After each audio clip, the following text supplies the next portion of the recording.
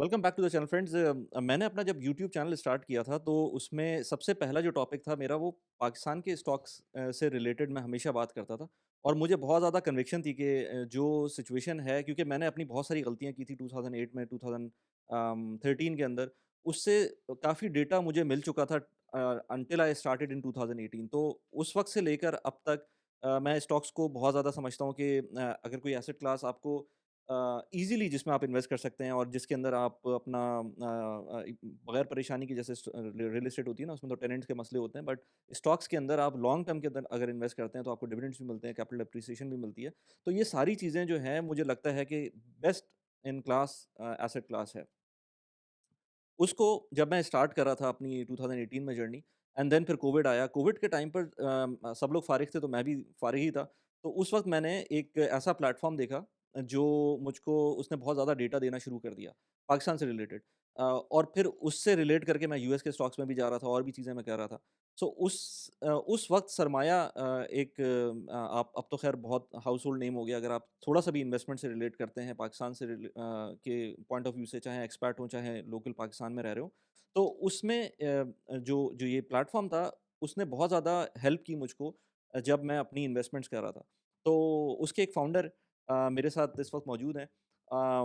बड़ा एक इंसिडेंट था कि किस तरह से मैं इनसे मिला, but it was really nice meeting him. और अभी हम ज़रा डिटेल में बात करेंगे इन्वेस्टमेंट से रिलेटेड, और ना सिर्फ पाकिस्तान से, बल्कि यूएस की मार्केट, यूएई की मार्केट, मिडल ईस्टर्न मार्केट, और ना सिर्फ स्टॉक मार्केट, बल्कि इसमें मैं इनसे बात करूँगा अबाउट लेट्स से जो कमोडिटीज़ होती हैं या गोल्ड है।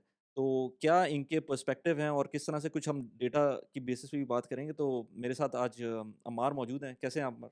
जी, अल्लाह का शुक्र बिल्कुल ठीक-ठाक। आप सुनाइए कैसे हैं? बस अल्लाह का शुक्र, ज़बरदस्त। आपकी मैंने वीडियोज़ देखी हुई हैं, एंड क्योंकि मैं ज़ाहिर-सी बात है कंटेंट तो देख ही रहा होता था फाइनेंस से रिलेटेड। तो उसमें जब आप की वीडियोज़ आई थी सरमाया की, तो अपने चैनल के ऊपर तो बाद में आई थी, बट उससे पहले आप लोग डिफरेंट पॉडकास्ट करते थे।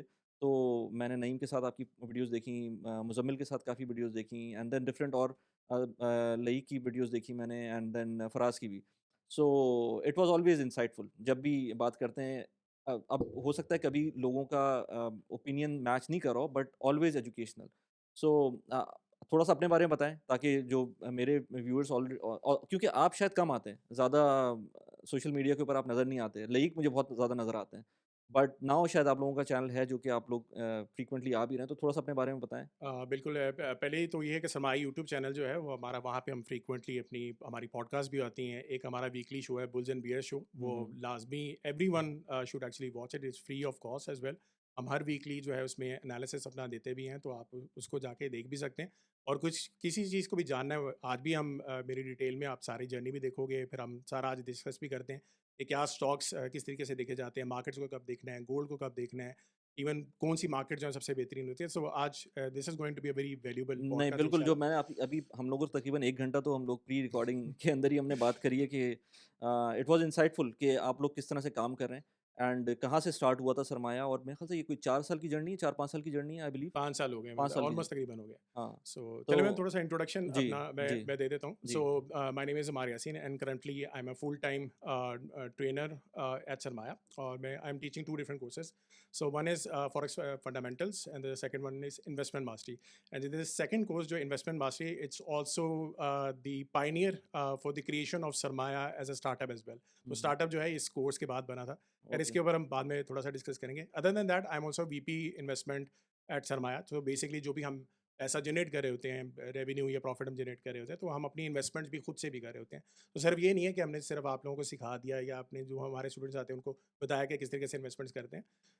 हम खुद भी इन्वेस्टमेंट्स करते हैं और उसका आप देख रहे हैं फ़ायदा भी बहुत बहुत होता है, because market is going up और हुँ। अच्छे खासे पैसे भी बनते हैं। Other than that I started investing 12 years ago. अब तो 2013 से मैंने इन्वेस्टमेंट स्टार्ट कर दी थी, जैसे मैंने प्रैक्टिकल लाइफ में कदम रखा था, तो आई तो जॉइंड माई आपने family business. What is your educational background? So my education background is I've done a bachelor's in economics and mathematics from LUMS, okay. और उसके बाद I did a specialization in investment management from University of Geneva. हुँ, हुँ। इसके अलावा जो है I've also have 8 years experience of algorithm trading. So ये basically जो bots आपके बनते हैं, MQL5.com एक रशियन वेबसाइट है। I think I am the only one जिस टाइप पे मैंने स्टार्ट किया था, तो कोई भी पाकिस्तान से जो था वो सेलर नहीं था। Hmm, hmm. And other than that I am also the founder यानी developer of my Investogenie model, okay, जो कि एक ऐसा एल्गोरिदम मैंने बनाया हुआ है जो कि किसी भी दुनिया के अंदर आप कोई कंट्री के ऊपर अप्लाई करते हैं तो उसकी बेस के ऊपर वो आपको टॉप बिजनेसेस फॉर इन्वेस्टमेंट या स्टॉक्स कह लें, वो इन्वेस्टमेंट आपको पिक करके देता है। सही। सो उसके अभी तक जो है वो बहुत बेहतरीन रिजल्ट्स भी आ रहे हैं, और मैंने अपने स्टूडेंट्स को वही चीज़ सिखाई भी है कि किस तरीके से आप कोर्स में भी इसको यूज़ करके you can actually make good money. सो आप मुझे ये बताएँ कि अभी जो स्टॉक मार्केट की सिचुएशन है, चाहे वो पाकिस्तान की स्टॉक मार्केट हो, बल्कि किसी भी एसेट क्लास को ले लें, चाहे वो क्रिप्टो हो जाए, चाहे वो गोल्ड हो जाए, चाहे वो स्टॉक्स हो जाएँ, यूएस के हो जाएँ, पाकिस्तान के हो जाएँ, यूएई के हो जाएँ, या आप इवन रियल एस्टेट ले लें, तो ये तो सब कुछ ही ऊपर जा रहा है इस वक़्त। तो ये इसकी क्या प्रेडिक्शन है आपकी ओवरऑल, जो स्टॉक्स को स्पेशली अगर स्टॉक्स की बात करें तो, और कमोडिटीज़ की, तो ये इसी तरह से चलता रहेगा? क्या इसकी साइकिल क्या होती है? देखिए, साइकिल में अगर हम डिटेल में जाएँगे तो बहुत सारा चीज़ें आ जाती हैं, हम उसको साइकिल को भी समझ लेते हैं, but I think before that एक माइंडसेट जो है एक किसी भी इन्वेस्टर का, वो कैसे बिल्ड होता है, किस तरीके से आपको देखना चाहिए, तो मेरे ख़्याल से वो हम पहले डिस्कस कर लेते हैं। And let's take 6 different examples. 2 हम यूएई की देख लेते हैं, 2 पाकिस्तान की, 2 इंडिया की भी देख लेते हैं, बिकॉज़ एवरीवेयर आपके जो कॉन्सेप्ट होते हैं वो सारी चीज़ होती है। सो सबसे पहले ना हमेशा एक चीज़ हमें ज़हन में रखनी है।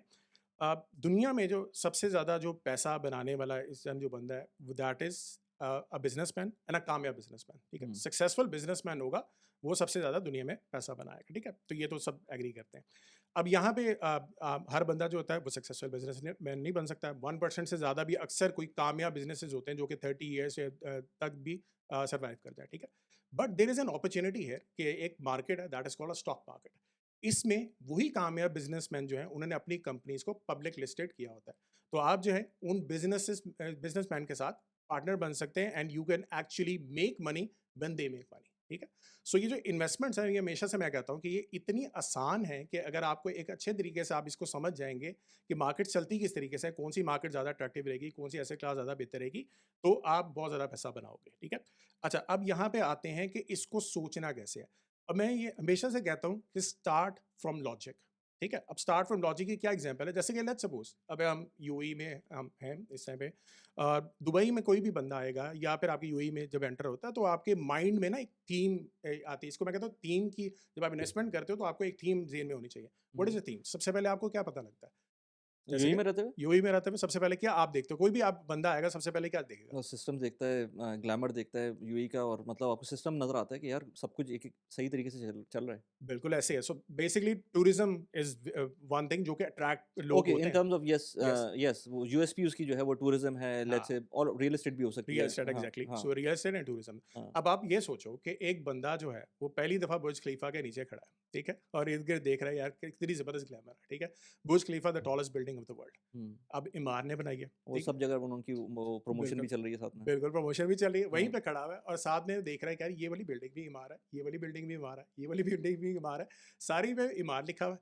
हुँ, सो ये हो क्या रहा है, मतलब ये इमार है कौन? तो हुँ, सो बेसिकली इमार क्या है, एक रियल एस्टेट का टाइकून है, ठीक है। हुँ, वो क्या कर रहे हैं कि बेसिकली रियल एस्टेट प्रोजेक्ट्स बना रहे हैं, और यूएई के अंदर आप देख रहे हैं कि डाटा क्या कह रहा है कि हर साल टूरिज्म बढ़ रही है, हर साल ज़्यादा से ज़्यादा लोग आ रहे हैं। पूरी दुनिया के मिलियनर्स जो हैं वो यहाँ पे यूएई में आ रहे हैं, ठीक है। सो सबसे पहले आके बुर्ज खलीफा में क्या देखेंगे, सबसे पहली अट्रैक्शन इमार, हुँ, ठीक है। हुँ, अब आप इमार में चाहे उनके कंस्ट्रक्शन प्रोजेक्ट्स जो भी चल रहे हैं, ठीक है, जो भी वो काम कर रहे हैं, उनकी नज़र तो पड़ रही है ना, फ्री की मार्केटिंग हो रही है, ठीक हुँ, है ना, कि हुँ, फ्री का देख रहे हैं। अब जब इमार जो है कोई भी चीज़ बिल्ड करेगा या प्रोजेक्ट क्रिएट करेगा, रियल एस्टेट में जाएगा, तो ऑटोमेटिकली एक मार्केटिंग हुई है और लोग उसमें जंप इन करेंगे।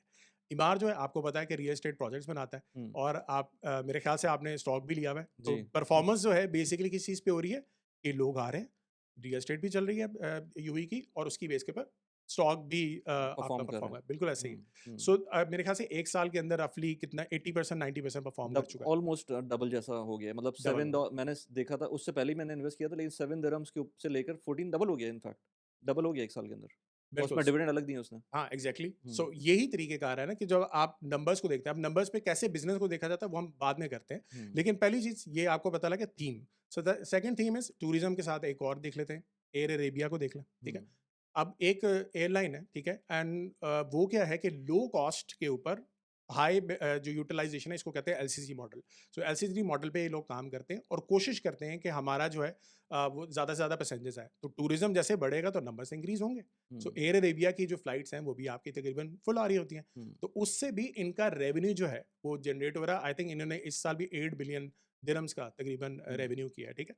सो उसका भी स्टॉक अगर आप देखें मेरे ख्याल से it is also double as well. Hmm, so अब आप देखें थीम के हिसाब से आपको चलना है और हुँ, उसके हिसाब से आपको ऑप्शंस मिलेंगे, ठीक है? अब पाकिस्तान पे आते हैं, यही चीज़ मैं वहाँ पे एग्ज़ाम्पल देता हूँ। अब पाकिस्तान के अंदर रिसेंटली अगर आपने देखा होगा कि इंटरेस्ट रेट जो है वो कम है, शरह सूद जब आप कम करते हैं तो बिज़नेस एक्सपैंड करते हैं, ठीक है? हुँ। बिज़नेस एक्सपैंड होंगे तो लोगों के पास पैसा आएगा, पैसा आता है तो पाकिस्तानियों की क्या आदत है? गाड़ियाँ गाड़ियाँ लेनी है लेंगे, पहले, सही। सही है? सो हुँ, गाड़ियाँ लेनी है। अब जब गाड़ियाँ लेंगे और ऊपर से आप देखें इंटरेस्ट रेट जब कम हो रहे हैं तो ऑटो फाइनेंसिंग भी आ जाती है। वो अलग बात है कि एक लिमिट डाली हुई है सेंट्रल बैंक ने कि भाई आप इससे ज़्यादा लिमिट नहीं लेंगे ऑटो फाइनेंसिंग, ठीक हुँ, है? लेकिन आसान तरीक़ेकार है कि आप थोड़ा-सा देखो सड़कों पे कौन-सी गाड़ियाँ नज़र आना शुरू हुई हैं, ठीक हुँ, है? अब रिसेंटली अगर आप देखें चाइनीज़ कार्स बहुत ज़्यादा आ रही हैं। अब ख़ैर ये तो डिटेल में हम जब जाएँगे तो फिर आपको पता लगता है कि 2021 से लेके 2026 तक हुँ, जो एक ऑटो पॉलिसी गवर्नमेंट ने दी थी कि चाइनीज़ ब्रांड्स आएँ या बाहर से कोई भी ब्रांड आके यहाँ पे अपना हुँ, प्रोजेक्ट लाता है, तो हुँ, उसकी बेस के ऊपर बहुत ज़बरदस्त आपको बेनिफिट मिलेंगे, टैक्सेस में छूट मिलेगी। हुँ, सो बहुत ज़्यादा चाइनीज़ ब्रांड्स आए और जैसे ही चाइनीज़ ब्रांड आए तो हेवल वाज़ वन ऑफ देम, ठीक है? अब जो कंपनी है बैक एंड पे हेवल की प्राइस अगर आपकी 1 करोड़ है या 1 करोड़ 30 लाख रुपए है, तो पीछे आप देखें कंपनी कौन है? Company was साज़गर। साज़गर जो है एक छोटी कंपनी थी, थ्री व्हीलर्स ये रिक्शा बनाते थे, एक्सपोर्ट करते थे और उन्होंने वहाँ पे अपनी ये स्टार्ट की और उस टाइम पे स्टार्ट की जब एसयूवी एंड क्रॉसओवर में बहुत कम जो है कंपनीज़ सेल जी, कर रही थी। जी, स्टॉक का प्राइस 60 से उठ के इस टाइम पे 1800 पे है। हाँ, सो आप देख सकते हैं कि क्या रिटर्न है, ठीक है? इसके अलावा एक और एग्ज़ाम्पल ले लेते हैं, टाटा सीमेंट की ले लें। टाटा सीमेंट जो है बेसिकली एक सीमेंट इंडस्ट्री, ठीक है, बिलॉन्ग करते हैं। जब भी आपके इंटरेस्ट रेट कम होते हैं, अगेन लोगों के पास पैसा आएगा, प्रॉपर्टीज़ में डालेंगे। प्रॉपर्टीज़ ऑल्दो में ये डालते हैं। प्रॉपर्टीज़ का वो हाल वो उस तरह से नहीं ग्रो कर पाई प्राइस अभी भी मेरे ख़्याल से, बिल्कुल। बट सीमेंट की प्राइस यस बढ़ गई है वहाँ पर। बिल्कुल, वो एक अलग डिबेट है कि प्लॉटिस्तान मैं इसको कहता हूँ कि प्लॉटों में पैसे हाँ, लगाया करते थे पहले। अब हाँ, जो है जब जेन्युइन अगर आपकी बिल्डिंग्स बन रही हैं या आपकी कुछ कंपनीज़ पैसे जब इनके पास आते हैं तो वो रियल एस्टेट में अपने घर वगैरह तो लोग बनाते हैं ना, हुँ, तो उसकी वजह से सीमेंट्स की सेल थोड़ी-सी बढ़ी है। ऑल्दो इस साल नहीं बढ़ी, उससे पिछले साल काफ़ी ज़्यादा बढ़ी थी, ठीक है? सो अब Tata cement is one company जो कि पहले लॉसेस में चल रही थी, ठीक है? और ये कराची से तकरीबन कह रहे हैं 130 किलोमीटर्स थोड़ी-सी दूर है, ठीक है? अब यहाँ पे इनके पास बेनिफिट क्या था कि इनकी जो कॉस्ट है ऑफ रॉ मटेरियल जिस एरिया में वहाँ पे है, वो सबसे कम है, ठीक है? फिर उसके बाद इन्होंने क्या किया, इन्होंने डिसाइड ये किया कि हम एक ग्रुप होता है सीमेंट का कार्टेल होता है, उन्होंने कहा वहाँ से हम एग्ज़िट करके हम अपनी प्राइसेज़ को कम कर देते हैं ताकि हम थोड़ी सेल को ज़्यादा बढ़ाएँ। हुँ, तो जिस एरिया में वो वहाँ काम करते हैं वो थोड़ा-सा इंटीरियर सिंध है, तो इंटीरियर सिंध वाले ज़्यादा कोशिश करते हैं कि सीमेंट सस्ता मिले, हुँ, तो उन्होंने टाटा सीमेंट को पिक किया। अब वो शेयर जो है इस टाइम पे भी 50x से ज़्यादा परफ़ॉर्म कर चुका है within 2 years. So simple theme, logic, what is the market doing? Interest rate कम है।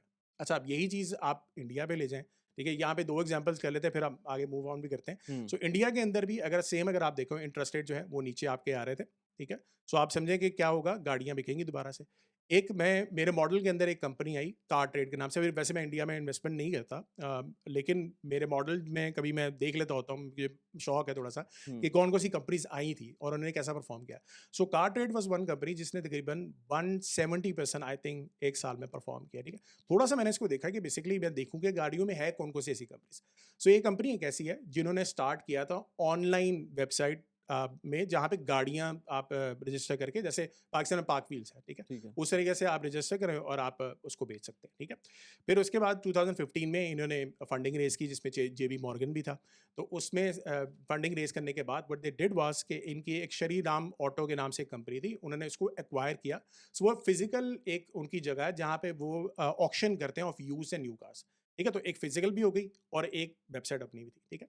उसके बाद इन्होंने आईपीओ किया और आईपीओ करने के बाद फौरी तौर पे दे एक्वायर्ड ओएलएक्स इंडिया। हुँ, अब ओके। आप देखें कि एक ऐसा प्लेटफ़ॉर्म जो ऑनलाइन भी है, अपना फ़िज़िकल भी है और डिमांड भी है। तो आपको पता है कि इंडिया की तो इकॉनमी को हम ये समझ सकते हैं ना कि पाकिस्तान से तो बहुत आगे है, हुँ, ठीक है? और वहाँ मिडल क्लास में कम से कम थोड़ा बहुत जो है एक अर्निंग थोड़ी-सी बाइंग पावर बेहतर है, भी है। ठीक है? हुँ, सो उसमें जब बेहतरी हुई तो ऑटो की परफ़ॉर्मेंस हुई, तो 170% उसने भी परफ़ॉर्म किया। हुँ, एक और शेयर जैसे अब आप देखें कि स्टॉक मार्केट्स पूरी दुनिया की जैसे हमने बात की कि वो ऊपर जा रही हैं। जब वो ऊपर जा रही होती है तो तब आपका क्या होगा, लोग ट्रांज़ैक्शन करते हैं, लोग हुँ, एक्साइटेड होते हैं। हुँ, तो वन मोर स्टॉक जैसे बीएसई है, अपना उनका जो बॉम्बे स्टॉक एक्सचेंज का है, अपना शेयर क्योंकि पाकिस्तान का भी है पीएसएक्स, वो भी इसी तरह से परफॉर्म कर रहा है। बीएसई ने भी पिछले 1 साल के अंदर 100% परफॉर्मेंस दी। ठीक अब वो है। सिंपल क्या है कि लोग जब आएँगे ट्रांज़ैक्शन करेंगे, उसकी फ़ीस भी आ रही है। नए आईपीओज़ आ रहे हैं, उसकी भी फ़ीस आ रही है। फिर आप जो सेटलमेंट करते हैं, उसकी भी फ़ीस आ रही है। सो हुँ, आप देखें कि उनकी तो मोनोपोली है उस कंपनी की। सो ये छोटी-छोटी चीज़ होती हैं जिसकी बेस के ऊपर थीम को समझें कि क्या चल रही है इस टाइम पे, उसकी बेस के ऊपर आपकी कंपनीज़ भी इन्वेस्टमेंट सही होनी है। चाहिए। अच्छा इसमें जो आप अभी सारी चीज़ें बता रहे हैं ये डेफ़िनेटली कुछ ना कुछ इंडिकेटर्स होते हैं जिसकी बेसिस पे आप क्योंकि ये तो इतना आसान तो नहीं है ना कि कोई भी बंदा उसको समझ में आ जाए कि गाड़ियों की प्राइस बढ़ने वाली है हुँ, या गाड़ियों की जब प्राइस बढ़ेगी तो उसके शेयर्स बढ़ने वाले हैं या लेट्स से सीमेंट की प्राइस बढ़ने वाली है उसके शेयर्स बढ़ने वाले हैं। तो हुँ। उसके कुछ इंडिकेटर्स होते हैं और उसमें एक बहुत इंपॉर्टेंट इंडिकेटर जो अभी थोड़ी देर पहले बात भी कर रहे थे वो होता है इंटरेस्ट रेट का। तो उसका रिलेशन ज़रा लोगों को समझाएँ कि वो किस तरह से होता है, इम्पैक्ट करता है एसेट क्लासेस की प्राइस के ऊपर और इवेंचुअली स्टॉक्स के ऊपर? बिल्कुल। अच्छा, इसमें एक मैंने आपको डॉक्यूमेंट भी प्रोवाइड किया था, इसमें you can share with the audience as well, ताकि उनको भी थोड़ा-सा they can relate to it, ठीक है? सो इंटरेस्ट रेट के अंदर आपको 4 कलर्स नज़र आ रहे होंगे, इसमें लाइट ग्रीन है, डार्क ग्रीन है, फिर एक येलो कलर है, एक रेड हुँ, कलर है। Hmm, so this is the connection of interest rate with the stock market, ठीक है? जैसे-जैसे आपका इंटरेस्ट रेट नीचे आता है, तो यहाँ पे मैंने ग्रीन कलर इसको किया हुआ है, तो वो क्या होगा कि आपकी मार्केट जो है, आप देखेंगे वो परफ़ॉर्म करना शुरू कर जाती है, ठीक है? सिंपल लॉजिक है कि इंटरेस्ट रेट जैसे ही आप नीचे करते हो तो दिस इज शरह सूद। तो शरह सूद आप नीचे किया आपने, तो जो आपका जो बिजनेसमैन है वो जाके लोन लेगा, प्रोडक्शन स्टार्ट करेगा तो उसकी ग्रोथ होती है, वो सैलरी ज़्यादा देगा तो लोग जाके जो बाजार में चीज़ें खरीदेंगे, जब बाजार में चीज़ें खरीदेंगे तो stock market will actually perform, ठीक है? हुँ, अब इसके साथ एक साइड इफेक्ट के तौर पे क्या होता है कि आपकी इन्फ्लेशन, महंगाई भी ऊपर थोड़ी सी आना शुरू हो जाती है, ठीक है? हुँ, अब महंगाई ज़्यादा ऊपर आएगी तो फिर एक एक पीरियड होता है, जैसे पाकिस्तान मार्केट में 5 टू 7% आप इन्फ्लेशन से ज़्यादा नहीं आपका टारगेट होता है, स्टेट बैंक ये कहती है। अमेरिका के अंदर 2% है, यूरोप के अंदर 2% है। अगर इससे मामला खराब होना शुरू हो जाए, लेट्स सपोज पाकिस्तान के अंदर 10% से ऊपर जाना शुरू हो जाए इन्फ्लेशन, तो सेंट्रल बैंक क्या करेगा, फिर से इंटरेस्ट कुछ रेट अरसे बाद बढ़ाएगा। हुँ, इंटरेस्ट रेट बढ़ा देगा। हुँ, सो इंटरेस्ट रेट बढ़ा के डिस्करेज कर रहा है बिजनेसमैन को कि यार मजीद आप प्रोडक्टिविटी ना करें, हुँ, ग्रोथ ऐसी हो गई है कि आपने तो पैसा बना लिया, लेकिन गरीब जो है ना वो मुतासिर होना शुरू हो गया है। सो लिहाजा हम इंटरेस्ट रेट को बढ़ा रहे हैं ताकि थोड़ा सा स्लो डाउन आए। तो जैसे ही अगर आप यहाँ पे देखें, इवन येलो कलर भी इंटरेस्ट रेट का आपका नीचे ये ऊपर हो रहा है, तो आपकी स्टॉक मार्केट नहीं परफॉर्म करेगी, ठीक है? सिमिलरली ये जो रेड कलर मैंने यहाँ पे आपको शो किया है, ये रेड कलर वो है कि जब आपकी एवरेज से आपकी इंटरेस्ट रेट जब ऊपर चला जाता है। एक एवरेज मैंने पिछले 25 साल की निकाली हुई है, मैं स्टूडेंट्स को ये शो भी करता हूँ कि जब आपकी ये ज़्यादा ऊपर हो जाए, तो इसका मतलब है कि अब तो मतलब आपकी मार्केट इस दफ़ा परफॉर्म नहीं करेगी। और एक मज़ेदार चीज़ ये है कि इंटरेस्ट रेट जब आपका ऊपर होता है, तो आपकी फिक्स इनकम का जो रिटर्न होता है वो भी तकरीबन सेम चल रहा होता है, ठीक है? अब जो आपने बात की कि आपकी स्टॉक मार्केट परफॉर्म करेगी या नहीं करेगी, ठीक है? अब एक इंटरेस्ट रेट तो ये चीज़ होगी। मैं 3 चीज़ें और आपके साथ डिस्कस करता हूँ। सो नंबर 1 इज़ जो आपकी आती है प्राइस टू अर्निंग, ठीक है? ओके, अब बेसिकली प्राइस टू अर्निंग क्या होगी कि एक स्टॉक के ऊपर अच्छा, प्राइस अर्निंग से पहले हम ये डिस्कस करते हैं कि फिक्स इनकम के साथ जो हमने स्टॉक मार्केट का कनेक्शन बताया। अब अगर पाकिस्तान में लेट्स सपोज हिस्टोरिकली 15% आपके फिक्स इनकम का आपको रेट मिल रहा है, ठीक है? और पाकिस्तान की मार्केट भी वैसे 20% ईयरली परफॉर्म करती है ऑन एवरेज पिछले 25 साल के अंदर। लेकिन लेट्स सपोज एक एग्जांपल के तौर पे देखते हैं कि 15% आपकी स्टॉक मार्केट भी परफॉर्म कर रही है। सो अब आप देखो 2 मार्केट्स हैं। एक में 15% आपको रिस्क ऑफ है, यानी कि इसमें आपको फिक्स मिल रहा है। एक मार्केट है उसमें 15% विद रिस्क है।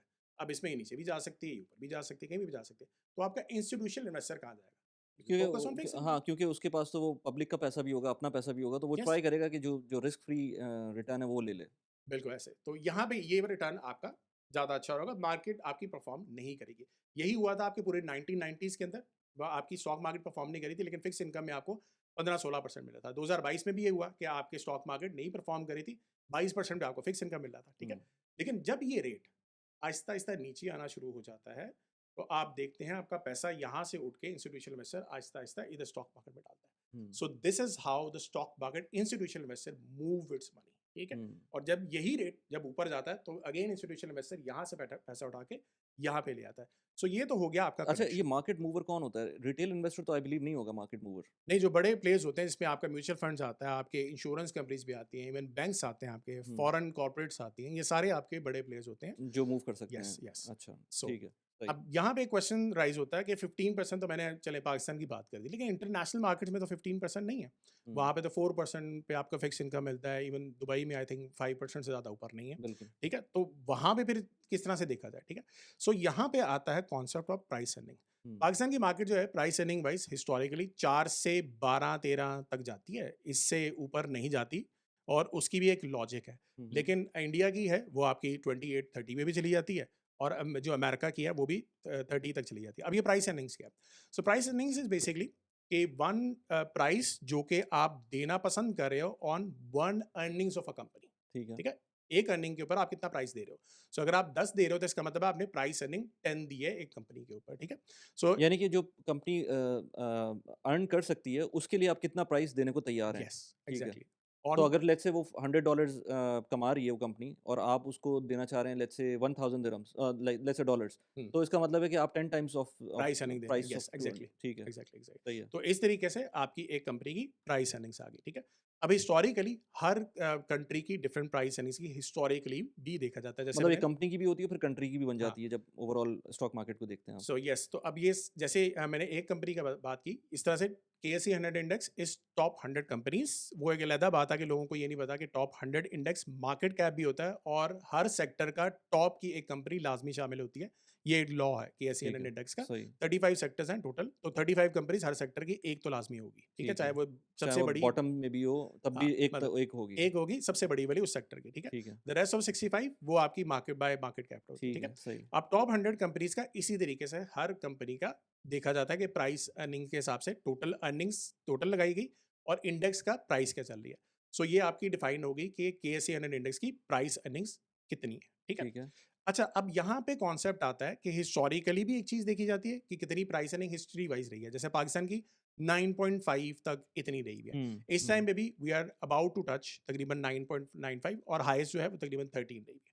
But how do we define कि ये रेट जो 13 वाला मैंने बताया था कि ये हाईएस्ट लेवल है, ये इससे ऊपर क्यों नहीं जा पाता, अमेरिका की क्यों जा रही 30।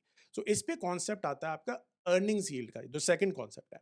उसको क्या होता है कि आप बेसिकली क्या करते हो, you divide price earning from one, one divide bye price earning, तो इसको कहते हैं अर्निंग्स यील्ड। ठीक है, जैसे वन को आप 10 से डिवाइड करेंगे तो वो आपकी 10 आएगी, वन को आप 5 से डिवाइड करेंगे तो वो आपकी 20 आएगी।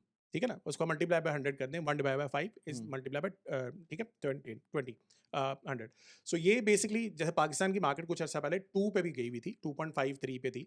सो आप अंदाजा करें, one divide by 3 multiply by 100, 33% hmm, earning yield. Hmm, इसका मतलब ये है कि जो आपके इंस्टीट्यूशनल इन्वेस्टर है वो ये कह रहा है कि इस ये जो कंपनीज हैं, ये अर्निंग्स इतनी 33% अगले साल तक अच्छा खासा दे सकती हैं।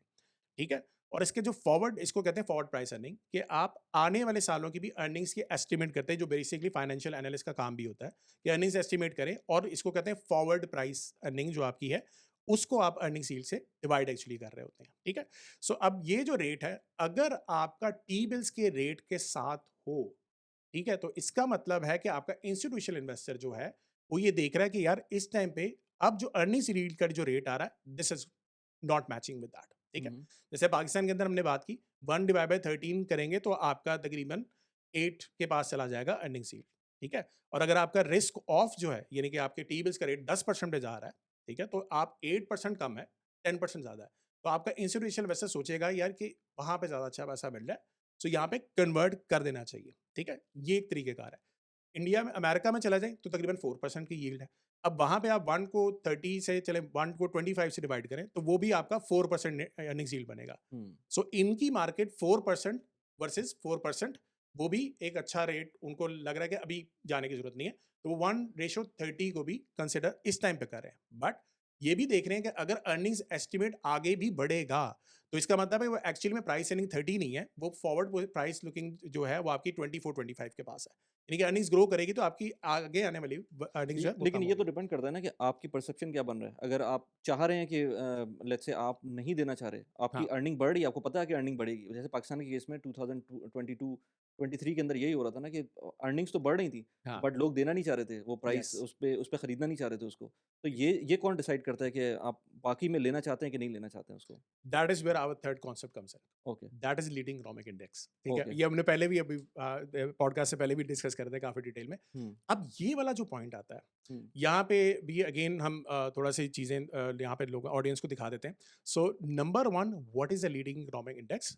सो लीडिंग इकोनॉमिक इंडेक्स आपके वो इंडेक्स होते हैं जो कि आगे आने वाली जो आपकी इकोनॉमी जहां जाने वाली है, hmm, that is hmm. Called your GDP, वो पहले से बता रहे होते हैं कि आपकी जीडीपी कहाँ जाएगी।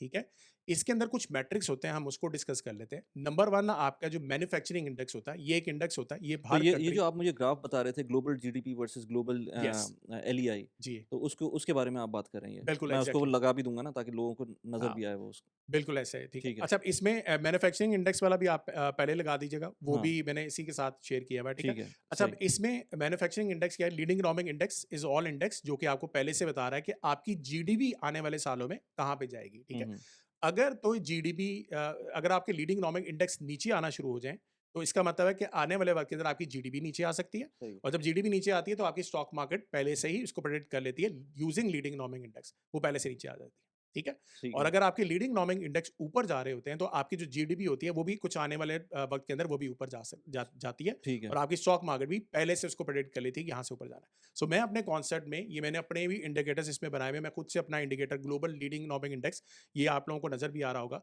सो ये मैं यूज़ करता हूँ। अच्छा, अब यहाँ पे इसके मैट्रिक्स को समझें कि what is the matrix I am using. तो मैं 2 इसमें एग्जांपल यूज़ करता हूँ, बाकी इसमें 5-6 एग्जांपल्स हैं, वो काफ़ी ज़्यादा हो जाती हैं, but let me just use 1 to 2।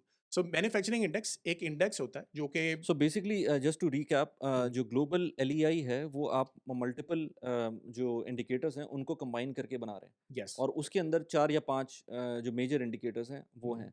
तो उसमें से अगर पाँचों को अभी पहली दफ़ा में बता दें उसके बाद फिर एक-एक करके आप उनको एक्सप्लेन कर दें। सो इसमें बेसिकली ग्लोबल जो हम देख रहे हैं, पहले कंट्री वाइज में देखता हूँ, हर कंट्री के डिफरेंट लगा ले, फिर सही, 9 कंट्रीज का मैंने ग्लोबल लीडिंग इकोनॉमिक इंडेक्स अपना बनाया हुआ है, ठीक है। ठीक है। और ये मैं स्टूडेंट्स के साथ भी अगेन हम शेयर करते हैं, जब ये लेक्चर पढ़ते हैं तो बहुत ज़्यादा स्टूडेंट्स एक्साइटेड हो जाते हैं। हुँ, ये एक ऐसी चीज़ बताइए जिसमें मज़ा भी आ रहा है पहले से, ठीक है। अच्छा, उसमें जो इंडेक्स है, दैट इज सबसे पहले मैन्युफैक्चरिंग इंडेक्स, ठीक है। ठीक है। फिर उसके बाद ये आपके सर्विसेज इंडेक्स, जो सर्विस पीएमआई इंडेक्स है, ये भी मैन्युफैक्चरिंग ही होता है, बट सर्विसेज का होता है, ठीक है।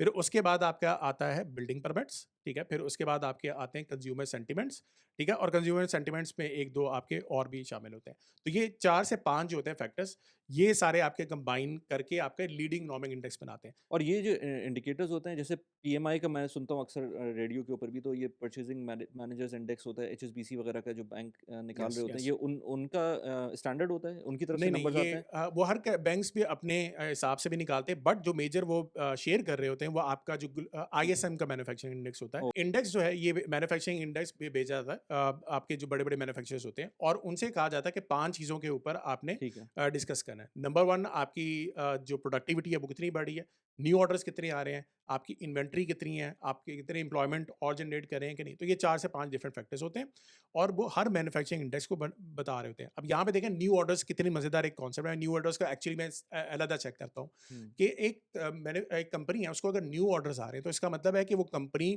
आगे परफॉर्म कर सकते हैं ना, उसके रेवेन्यू जनरेट होगा, प्रॉफिट जनरेट होगा। सो कंबाइंड, ये जितने भी बड़ी बड़ी कंपनीज होती है, मैन्युफैक्चरिंग वाली होती है, उनसे जब डाटा आ जाता है, तो ये लोग क्या करते हैं, इनका इंडेक्स होता है जो पिछले महीने साथ साथ ये ऐड इन करते रहते हैं। अगर वो नंबर इंप्रूव हुआ है तो ऐड कर दिया, अगर डिक्रीज हुआ है तो वो कम कर दिया, ठीक है। सो कंबाइन करके मैं इसको, अच्छा ये बहुत जिगजैग करके चल रहा होता है, कभी ऊपर कभी नीचे चल रहा होता है, तो मैं इसको 6 मंथ्स की एवरेज के हिसाब से देखता हूँ, मूविंग एवरेज टाइप आप निकाल लें। ठीक है। सो उसको फिर मैंने कंबाइन किया, और सारे कंट्रीज के साथ मैं कंबाइन करके देखता हूँ। अगर ये नीचे आ रहा है, तो हुँ, आप हुँ, देखेंगे मार्केट्स नहीं परफॉर्म करेगी, और ये मज़ेदार है, आप ग्राफ में भी देख सकते हैं, मैंने 2-3 जगहों पे हाइलाइट किया हुआ है कि जब भी ये पहले नंबर नीचे आ रहा था, तो जीडीपी भी आपकी नीचे आती है, ठीक हुँ, है? हुँ, और जब ये नंबर ऊपर जा रहा होता है, तो आपकी जीडीपी भी ऊपर जा रही होती है, आपकी स्टॉक मार्केट भी आप देखेंगे उस तरह का परफॉर्म करिए। इवन 2014-15 में भी ये थोड़ा-सा नीचे आया था। आपकी चाइना की मार्केट सबसे ज़्यादा गिरी थी, और पूरी दुनिया की मार्केट स्टैग्नेंट हो गई थी, यानी कि उस साल उन्होंने परफॉर्मेंस नहीं दी। सिमिलर गोज़ फॉर 2018 भी। अभी ये हुँ, स्टेबल था, लेकिन उन्होंने परफॉर्मेंस नहीं दी। और 2022 में मैंने उस टाइम पे मैं सरमाया पे पढ़ाना शुरू कर दिया था। मैंने 2022 में पहले ही आइडेंटिफ़ाई कर दिया था कि ये मार्केट आपके अगले साल नहीं परफ़ॉर्म करेंगी, या हो सकता है स्टैग्नेंट रहे। मुझे तो नहीं पता कि नीचे कितनी जाएँगी, बट ये जो नंबर था 2021 से जुलाई 2021 से ये नंबर नीचे आना शुरू हो गया था। ठीक ठीक है, है? सही। This is how it works, ठीक है? और आईएसएम के साथ आपको एस&पी 500 का भी मैंने एक ग्राफ दे दिया हुआ है, आप वो भी देख सकते हैं। इसी तरीके से एक और इंडेक्स है, मुझे बहुत पसंद है, that is hmm, building permit. Okay. अच्छा, बिल्डिंग परमिट क्या है? हुँ, बिल्डिंग परमिट इज़ बेसिकली कि अगर बाहर के मुल्कों में क्या कोई भी कंस्ट्रक्शन एक्टिविटी करनी होती है, तो you have to take permission from the government, ठीक है? फिर उसके बाद आपका होता है हाउसिंग स्टार्ट और उसके बाद होता है हाउसिंग कंप्लीट। ये हुँ, 3 इंडिकेटर्स होते हैं जो आपको बेसिकली बताने होते हैं। ठीक है। सो बिल्डिंग परमिशन कब ली जाएँगी? जब आपको लग रहा हो कि एक्टिविटी ज़्यादा हाँ, बेहतर होगी, बिल्कुल, जब डेवलपर्स को ऐसा लगेगा, ठीक है? बिल्कुल। सो बिल्डिंग परमिट्स भी उसी तरीके से जब आपकी ऊपर जा रही हैं, तो आपको आइडिया मिलेगा कि आपकी परफॉर्मेंस जो है, वो कैसी जा रही है, ठीक है? हुँ, जब वो नीचे आएगी, तो आपकी परफॉर्मेंस उस तरह से आपको लगेगा कि ये भी इस टाइम पे बिल्डिंग परमिट जो है, वो नहीं लोग परमिशन लेना चाह रहे, तो वो आहिस्ता-आहिस्ता वो भी नीचे आएगी। ठीक है। अब ये 5 कॉम्बिनेशंस जो मैंने आपको बताए, इसी के बेस के ऊपर मैं हर कंट्री के इकट्ठे देखता हूँ और उसकी बेस के ऊपर मैं बात करता हूँ कि आपकी मार्केट जो है, परफॉर्म करेगी या नहीं करेगी।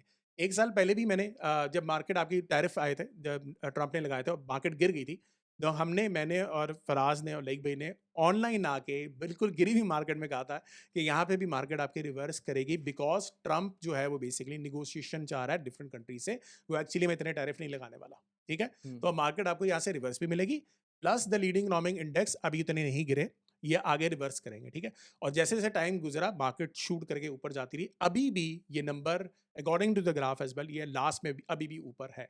तो अभी तक ये नीचे नहीं गया, तो इसी बेस पे मैंने जो अपने स्टूडेंट्स को भी जो स्टॉक्स रिकमेंड किए थे, वो भी अभी तक बहुत बेहतरीन परफ़ॉर्म अच्छा कर रहे हैं। इसके अंदर ये जो डेटा आ रहा होता है इनफैक्ट मेरे दिमाग में अक्सर ये आती है बात कि जब पी रेशियो होता है या ये let's say leading economic indicator ये तो खैर वैसे भी बहुत सारे कंपोनेंट्स का एक फिर एक केपीआई बना रहे हैं आप।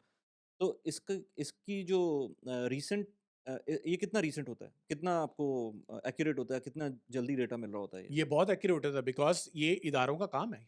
ये नहीं तो बेसिकली डेली बेसिस पे तो नहीं हो रहा होता? डेली बेस पे मंथली आता है ना आपका। मंथली आता है। सो मंथली अब मंथली में ये भी नहीं है कि किसी मंथ में स्टार्ट में एक डाटा आ रहा है, मंथ के स्टार्ट में बिल्डिंग परमिट आ रहा होगा, फिर सही। अगले मंथ के स्टार्ट में आईएसएम नंबर आ रहा होगा, तो वो मतलब इस तरह से मिक्स आ रहा होता है ठीक है, तो आप बिटवीन मंथ के दिस। बेसिस के ऊपर ये कर सकते हैं। हाँ, मंथ के बेसिस के मंथ ऊपर के आता बेसिस पे कर सकते हैं, ठीक है।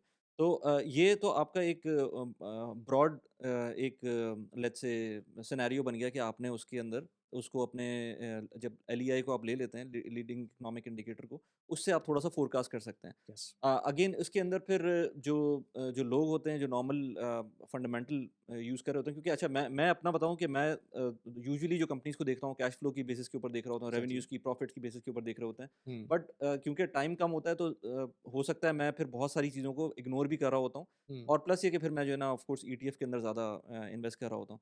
तो जो रेगुलर इन्वेस्टर है वो किस तरह से इतना डिटेल में जाना चाहिए कितना डिटेल में जाना चाहिए और किस तरह से उसको अपना एनालिसिस करना चाहिए लेट्स से अगर उसको स्टार्ट कर रहा है कोई? अच्छा, सो इसमें एक मेरा लेक्चर है जिसपे मैंने कंट्री प्रोफाइल के बारे में बात की हुई है। सो कंट्री प्रोफाइल में मैं वो चीज़ें आपको सिखाता हूँ कि एक कंट्री जो है वो उसकी ओवरऑल आप देखो कि जीडीपी जो है वो किस चीज़ से मुतासिर होगी, ठीक है? तो अगर जीडीपी आपको पता लग जाए कि किस चीज़ से मुतासिर होनी है, तो आप लीडिंग इकोनॉमिक इंडेक्स को साथ मैच कर सकते हैं, ठीक है? अब जैसे लेट्स सपोज़ सऊदी अरब की मार्केट जो है अगर आप 2023 से देखेंगे वो परफ़ॉर्म नहीं कर रही, ठीक है? अब उसकी जीडीपी किस चीज़ पे चलती है? ऑयल की बेस के ऊपर। ऑयल पिछले 2023 से ऑनवर्ड्स क्या हो रहा है कि नीचे आ रहा है। हुँ, सो जब ऑयल रेट नीचे आ रहा है, तो आप देखेंगे जो जीडीपी थोड़ी-सी उसकी मुतासिर हुई हुई है ड्यू टू दिस फैक्टर। हुँ, अब उन्होंने खैर पहले स्टार्ट किया था नियोम के प्रोजेक्ट्स वगैरह भी आप देखें स्टार्ट हुए, कंस्ट्रक्शन की एक्टिविटी स्टार्ट हुई। अभी भी रिसेंटली भी थोड़ी-सी नीचे आई हुई है। हुँ, सो ये प्रोजेक्ट्स भी आप साथ मद्देनज़र रख सकते हैं, ठीक है? प्लस अब आपने एक लेट्स सपोज़ कंट्री का पता लग गया कि कौन-सी कंट्री ज़्यादा परफ़ॉर्म कर रही है, उसकी लीडिंग इकोनॉमिक इंडेक्स देख ली, प्राइस अर्निंग देख ली, अर्निंग शीट देख ली। वो देख लिया कि उधर का इंस्टीट्यूशनल इन्वेस्टर कहाँ पे पैसा डाल रहा होगा, समझ के कि मार्केट जो है किस डायरेक्शन में प्राइस अर्निंग्स वाला चीज़ सारी देख ली, ठीक है? अब मैं आता हूँ टुवर्ड्स कंपनीज़ को आप कैसे एनालाइज़ कर रहे होते हो बेस्ड ऑन मैं जो अपने कोर्स में ये चीज़ भी सिखाता भी होता हूँ। बेसिकली एक कंपनी को देखने के बहुत ज़्यादा क्राइटेरियाज़ होते हैं, ठीक है? और इसको मैंने एक आसान तरीके से अपना जो इन्वेस्टरजीनी का जो एल्गोरिदम बनाया हुआ है, वो भी मैंने इसमें बिल्ड इन कर दिया हुआ है। अब पहली चीज़ जो है देखने के क्राइटेरिया में क्या है? How to do financial analysis of the company, ठीक है? फिर valuation analysis of the company, inventory analysis of the company, free cash flows जो आप बात करें free cash flows of the company, business analysis of the company, management analysis of the company and then intrinsic values, ठीक है? तो इतनी ज़्यादा चीज़ों को आपने पढ़ना होता है, उसकी बेस पे आपको पता लगेगा कि एक कंपनी अपने एंड पे क्या कर रही है। सो मैं एक कलेक्टिव चीज़ों का ना एक रेशियोज़ का एक कॉम्बिनेशन मैंने बताया हुआ है कि स्टूडेंट्स को क्या 45 डिफरेंट मैं रेशियोज़ अपने एंड पे चेक कर रहा होता हूँ, एक कंपनी के एक कंपनी के। और उनको फिर कंपेयर भी कर रहे होते हैं दूसरी कंपनीज़ के साथ। Yes, yes, exactly. ओके। सो वो सारे क्या हैं, अब आप एक चीज़ देखो, सब में लॉजिक अगेन लॉजिक वाली चीज़ आ गई, हुँ, कि आप लॉजिकली एक कंपनी में देख रहे हैं कि क्या-क्या चीज़ें आपकी अच्छी हैं, ठीक हुँ, है? अब मैं कह रहा हूँ कि यार 45 चीज़ें ये भी अच्छी है, ये भी अच्छी होनी चाहिए, ये भी अच्छी होनी चाहिए, ये भी चीज़ अच्छी होनी चाहिए। अब सारी अच्छी चीज़ें होंगी तो आप कलेक्टिवली समझ सकते हो ना, अगर अगर मैं देख रहा हूँ तो ये तो टॉप चीज़ें दिखी, ठीक है? फिर मैं अब उसके ऊपर मैंने स्कोरिंग मॉडल एक बना दिया कि हुँ, अगर ये रेशियो भी अच्छी है तो उसको मैं एक गुड स्कोर दे दिया, एक अगर एवरेज है तो एवरेज दे दिया, बैड है तो बैड दे दिया ठीक है। और उसके ऊपर एक स्कोर लगा दिया, ठीक हुँ, है? अब जब स्कोर्स मैंने सारे निकाले तो सारी कंपनीज़ के मेरे पास स्कोर आ गए। अब लेट्स सपोज़ 5000 कंपनीज़ है मेरे पास, सर अगर डाटा मौजूद है, डाटा हम कलेक्ट करते हैं, ठीक है? और कलेक्ट करने के बाद 5000 कंपनीज़ के ऊपर अप्लाई कर दिया। अब उसके बाद जो सबसे टॉप पे मेरे पास कंपनीज़ आती है, हर क्वार्टर आती हैं, तो मैं फिर उसमें अपने स्टूडेंट्स को कहता हूँ, यार इसमें देखो, ये कंपनीज़ मेरे पास आ रही हैं और इसकी बेस के ऊपर आप देखो रिजल्ट्स बहुत सिग्निफिकेंट आते हैं, ठीक है? अब उसमें मैं कहता हूँ कि आप इसमें बिज़नेस देखो, वो जो थीम वाली बात, कि थीम देखो कि क्या है, ठीक है? सो ये जो सासगर है, ये भी मेरे पास 50-60 से आना शुरू हो गया था, ठीक है? टाटा सीमेंट जैसे ही उसका प्रॉफिट में कन्वर्जन हुई, फौरी तौर पे आई क्योंकि एकदम से प्रॉफिट इंक्रीज़ करता है, तो आपके पैरामीटर्स सारे इंक्रीज़ करते हैं। हुँ, कैश आता है, रेवेन्यू आता है, हर चीज़ बहुत तेज़ी से इंक्रीज़ कर रहा होता है। हुँ। सो जब ये सारी चीज़ें बेहतर होंगी, तो कंपनीज़ आपके पास अच्छी आएँगी। इसके कुछ रिजल्ट्स अगर आप दिखाना चाहेंगे, तो वो आप दिखा लेकिन दीजिएगा। लेकिन इसमें बहुत सारी चीज़ें ऐसी भी नहीं होंगी जो कि आपके इंडिकेटर में आ ही नहीं सकती। लेट्स से आप कह रहे हैं कि मैनेजमेंट की एनालिसिस करनी यस, है, तो वो तो यस, आपको जब तक हार्ड फैक्ट्स आप नहीं देखेंगे मैनेजमेंट की कि कौन बंदा है वो तो बिल्कुल एआई भी उसमें कुछ नहीं कर सकता क्योंकि मैनेजमेंट की या तो ट्रैक रिकॉर्ड ऐसा हो कि वो यस, डेटा के बेसिस के ऊपर वो मौजूद हो कहीं। यस। अदरवाइज़ कोई एक पर्सन है जो अब सीईओ बन गया है, अब हो हुँ, सकता है उसका ट्रैक रिकॉर्ड अच्छा ना हो, आपको वो हाँ। भी तो देखना पड़ेगा लेकिन वो तो आपको खुद थोड़ा-सा मैनुअली चेक करना पड़ेगा उसको। बिल्कुल, सो जो बिज़नेस एनालिसिस पार्ट जो मैं आपको बता रहा था और management analysis these are qualitative hmm, not quantitative जो ठीक मैंने भी है, आपको मॉडल की बात की वो क्वांटिटेटिव है। ठीक है। मैं उसमें ये भी कह रहा हूँ कि यार आपने ये क्वालिटेटिव साथ करना है, ये हुँ, करे बगैर नहीं आपने जाना, सही, ठीक है? सो सही। उसमें मैनेजमेंट की बहुत सी चीज़ें होती हैं जो आप बात करें, सीईओ की है, सीएफओ की है, वन ऑफ द जैसे आप वेरी टेस्ला की बात करेंगे तो उसमें बड़ा अनस्टेबल किस्म का सीईओ है उसका। तो यू बिल्कुल नेवर ऐसे नो ही, आगे कितना भी अच्छा बिज़नेस हो लेकिन वो एक बात करता है उसका स्टॉक नीचे आ जाता है। बिल्कुल इतना ऐसे ही। वेरिएबिलिटी है उसके अंदर। बिल्कुल ऐसे ही। अच्छा अब इसमें 2-3 चीज़ें होती हैं जो मैंने अपने कोर्स में भी बताई हुई हैं, मैं यहाँ पे भी ज़िक्र करता हूँ। अगर मैनेजमेंट को खाली देखना है, तो मैनेजमेंट में आप सीईओ, सीएफओ को ट्रैक रिकॉर्ड देख सकते हैं। यूएस का तो बड़ा ईज़िली अवेलेबल होता है। हुँ, आप क्या देखें, उनकी हिस्ट्री देखें ठीक कि है। किन-किन कंपनीज़ में उन्होंने काम किया। हुँ, उन हिस्ट्री के अंदर वो कंपनीज़ ने रेवेन्यू, प्रॉफिट कितना जनरेट किया, हुँ, वो एक आइडिया देगा आपको, ठीक है? हुँ, फिर उसके अलावा जो है अगर मसला-मसाइल आ रहा था, ठीक है, कंपनी में, तो ये कंपनी से भागे तो नहीं थे। और वैसे भी अगर आप थे तो चलनी तो चाहिए थी कंपनी, तो that is a red flag in in itself, ठीक ठीक है? है, सही तो है। एक चीज़ हो गई। दूसरी चीज़ एक और बड़ा मज़ेदार डाटा है, रीन्यूमरेशन डाटा, जो ओके, आपका हर पैसे कितने मिल रहे हैं? एनुअल रिपोर्ट में आता है, हाँ, बिल्कुल पैसा ठीक है, आता है। ठीक सो है। मैं एक तरह की क्राइटेरिया बताता होता हूँ कि पिछले 5 साल के अंदर आप एक कंपनी का देखें कितना प्रॉफिट इंक्रीज़ हुआ है हुँ, हुँ, और कितना सैलरीज़ इंक्रीज़ हुई हैं, ठीक ठीक है? है, सो ओके। अगर एक मैनेजमेंट सैलरी ज़्यादा ले रही है और प्रॉफिट्स आपने इतने इंक्रीज़ नहीं किए, that is a big red flag. या आप हुँ, अपने आप को कोई गिफ्ट्स दे रहे हो तो उसमें भी आ जाता है, गाड़ियाँ वगैरह भी हैं, कई दफ़ा हुँ, ऐसी लिखी होती हैं सारी चीज़ें। हुँ, सो ये भी एक आपका बहुत बड़ा रेड फ्लैग है, ठीक है? हुँ, सो ये छोटी-छोटी चीज़ें हैं, फिर उसके अलावा जो क्वांटिटेटिव भी आ जाता है कि कैश कितना जनरेट कर रहे हो। हुँ, फिर तीसरी चीज़ ये है कि आपका मैं तरीक़ेकार बताता हूँ, check mitigation strategies. What is a mitigation strategy? ये हर एनुअल रिपोर्ट के अंदर बाय लॉ हर कंट्री को जो जो एसईसी जो एसईसीपी है पाकिस्तान का भी, अमेरिका का भी एसईसी है, उन्होंने लॉ दिया हुआ है कि आप एक फॉर्मेट के तहत अपनी एनुअल रिपोर्ट शेयर किया करेंगे। ठीक है, 10 के रिपोर्ट जो है वो आपकी इसी बेस पे होती है। ठीक जो है। सेकंड पोर्शन होता है ना, वो बिज़नेस ओवरव्यू जहाँ लिखा होता है उसके नीचे आपकी मिटिगेशन स्ट्रैटेजीज़ होती हैं। What is a mitigation strategy? कि आप ये बताएँगे कि हमें हमारे बिज़नेस के अंदर किस डायमेंशन से हमें प्रॉब्लम आएगी, ठीक है? जिस डायमेंशन से प्रॉब्लम आएगी और आपने उसको कैटर करने के लिए क्या स्ट्रैटेजी दी है। Okay. So this is one technique जो बंदा वो सही तरीके से वहाँ मेंशन करेगा, this means the management is very efficient, ठीक है? हुँ, अच्छा जैसे मैं एग्ज़ाम्पल के तौर पे बात करता हूँ, इंटरलूप जो है बेसिकली बहुत अच्छी कंपनी है, लेकिन रिसेंटली 1 साल से नहीं परफ़ॉर्म कर रही थी। मैंने स्टूडेंट्स को बताया था मेरे मॉडल में भी नहीं आ रही, आपके कैश फ्लोज़ पे मसला है उनका। वो अपने क्लाइंट्स को ज़्यादा टाइम दे रहे हैं, उससे उनसे भी कैश लेने में टाइम ले रहे हैं, ठीक है? फिर वो एक और बाय द वे जिसको इंटरलूप का नहीं पता वो पाकिस्तान की बहुत बड़ी कंपनी है जो कि एक्सपोर्ट करती है, सॉक्स वगैरह ये जो अपैरल्स हैं वो एक्सपोर्ट करती है अपैरेल्स और बहुत बड़ी कंपनी है। बिल्कुल, बहुत बड़ी कंपनी है। हाँ, सो अब रिसेंटली हमारे जो सीईओ थे, वो हमारी पॉडकास्ट पे भी आए थे अच्छा। और जब वो आए थे, तो मुसद्दिक नाम है उनका? जी, जी, बिल्कुल, बिल्कुल। हाँ, सो एक्चुअली मैं जब जिस दिन आना था उन्होंने, तो हुँ, उससे 1 दिन पहले मैंने क्वेश्चन्स लिख के रखे हुए थे कि यार मैं भी पूछूँगा ठीक है, उनसे, ठीक है? सही है। तो मैंने उनसे पूछना था कि यार आपने कर्ज़ा बहुत ज़्यादा लिया, हुँ, ठीक है? तो आप कर्ज़े से ग्रोथ तो कर रहे हैं, लेकिन hmm, how do you plan to get rid of the डेब्ट, ठीक है? हुँ, दूसरी चीज़ आपने जो है क्लाइंट्स को बहुत ज़्यादा टाइम दिया हुआ है कि आप ज़्यादा टाइम दे रहे हैं, तो ये कैश के मसले आ गए और तीसरा कैश फ्लो का जो इटसेल्फ है, वो भी प्रॉफिट्स यानी आपके ज़्यादा हैं, उनका तो सारा एक्सपोर्ट ही होता है तो उन्होंने एक्सपोर्ट होता है। उनको टाइम ज़्यादा देते हैं वो पेमेंट का। रिसेंटली टाइम ज़्यादा दे रहे थे। अच्छा, उस ठीक है। साल टाइम ज़्यादा दिया, तो मैंने यही कहा कि फिर मैं पूछता हूँ, अब वो जब आए पॉडकास्ट पे तो this is a man good quality of a management, ठीक है? उन्होंने तीनों चीज़ों को क्वेश्चन किए बगैर, किसी का भी क्वेश्चन किए बगैर, मैं होस्ट नहीं था, खिज़र भाई was host, one of our students as well. तो उन्होंने उनसे पूछा, तो उन्होंने बताया कि ये 3 चीज़ें हमें मसला ऑलरेडी आ रहे हैं। खुद से बताया कि हम कर्ज़ा ज़्यादा ले रहे हैं क्योंकि हम ग्रो कर रहे हैं, हम अपैरल वाले बिज़नेस में भी आना चाह रहे हैं, ठीक है? दूसरी चीज़, हम कोविड आया था, कोविड के बाद से हमने क्लाइंट्स को ज़्यादा टाइम दिया कि यार आप अपना बिज़नेस वगैरह ठीक करो, हम बाद में पैसे ले लेंगे, ठीक है? और कैश के जो मसले आ रहे हैं वो भी इसी वजह से आ रहे हैं, जो कल को जब हम डेवलपमेंट कर देंगे तो ये हो जाएगा, ठीक है? हुँ, अब मैनेजमेंट की अच्छी बात है ना कि आप बता रहे हो कि यार ये वीकनेस है हमारी और ये आप अच्छा परफॉर्म करें। कल को मैंने हर स्टूडेंट को कहा हुआ है, जैसे ही इंटरलूप हमारे मॉडल में आना शुरू होगा या इसके अंदर थोड़ी सी बेहतरी आएगी, we will buy that stock. अभी 1 साल के अंदर मार्केट हमारी 100% परफॉर्म किया है, इंटरलूप ने हार्डली 5-10% परफॉर्म किया। Hmm, but this is the good thing about the model as well, या जो हम चीज़ें जिस तरीके से हुँ, पढ़ाते हैं कि जब हुँ, सारी चीज़ें अच्छी हो रही होती है तो वो आप स्टॉक्स देखोगे परफॉर्म करेगा, ठीक हुँ, है? अच्छा, ये रिजल्ट्स भी मैं थोड़े से बात कर देता हूँ। अब ये सारी चीज़ें पूरी दुनिया के अंदर ये मार्केट के ऊपर अप्लाई होता है, ठीक है?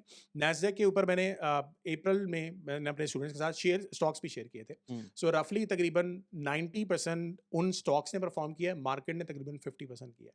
अब मेरे पास क्यों कंपनीज़ आ रही हैं? क्योंकि वो एक तो नंबर 1 ग्रोथ बहुत कर रही हैं। फिर उसमें कुछ ऐसी कंपनीज़ हैं जो 5x 10x भी हुई हैं और इवन 15x भी हुई हैं, ठीक है? हुँ, अब उसमें एक वेस्टर्न डिजिटल नाम की कंपनी है। अब आप देखें वो एचडीडीज़ बना रही है, आपकी जो एक्सटर्नल हार्ड ड्राइव्स वगैरह इस तरह की जो चीज़ें होती हैं वो बना रही है। एआई का टाइम पीरियड है, एआई बूम कर रही है, तो उसके साथ एक साइड इफेक्ट के तौर पे इनका भी तो चलेगा ना काम, और बहुत डिमांड क्रिएट हुई, डिमांड क्रिएट तो इन्होंने परफॉर्म किया। सिमिलर गोज़ फॉर एसटीएक्स, सीगेट जो है वो भी आपकी एक्सटर्नल हार्ड ड्राइव्स वगैरह बनाती हैं, सो वो भी उनकी डिमांड क्रिएट हुई, वो भी 5x परफॉर्म किया, इस हुँ, साल की बात कर रहा हूँ। हुँ, एक और स्टॉक है जो मेरे मॉडल, अब देखें the good thing about this model is कि अगर आपकी 1000 या 2000 कंपनीज़ हैं, तो उसमें से आपकी चुन के जो कंपनीज़ आएँगी वो थोड़ी-सी जिसकी बेहतरी आ रही है, आप उसको फर्दर पढ़ सकते हैं। एक कंपनी है ब्लूम एनर्जी के नाम से, बीई के नाम से, ठीक है? अब वो कंपनी 15x परफ़ॉर्म हुई। अब मेरे समझ से बाहर हुआ कि यार एकदम से कैसे परफ़ॉर्म कर गई? तो मैंने देखा ये तो एनर्जी कंपनी है, बट एनर्जी क्या है कि सॉलिड ऑक्साइड फ्यूल एक बनाती हैं।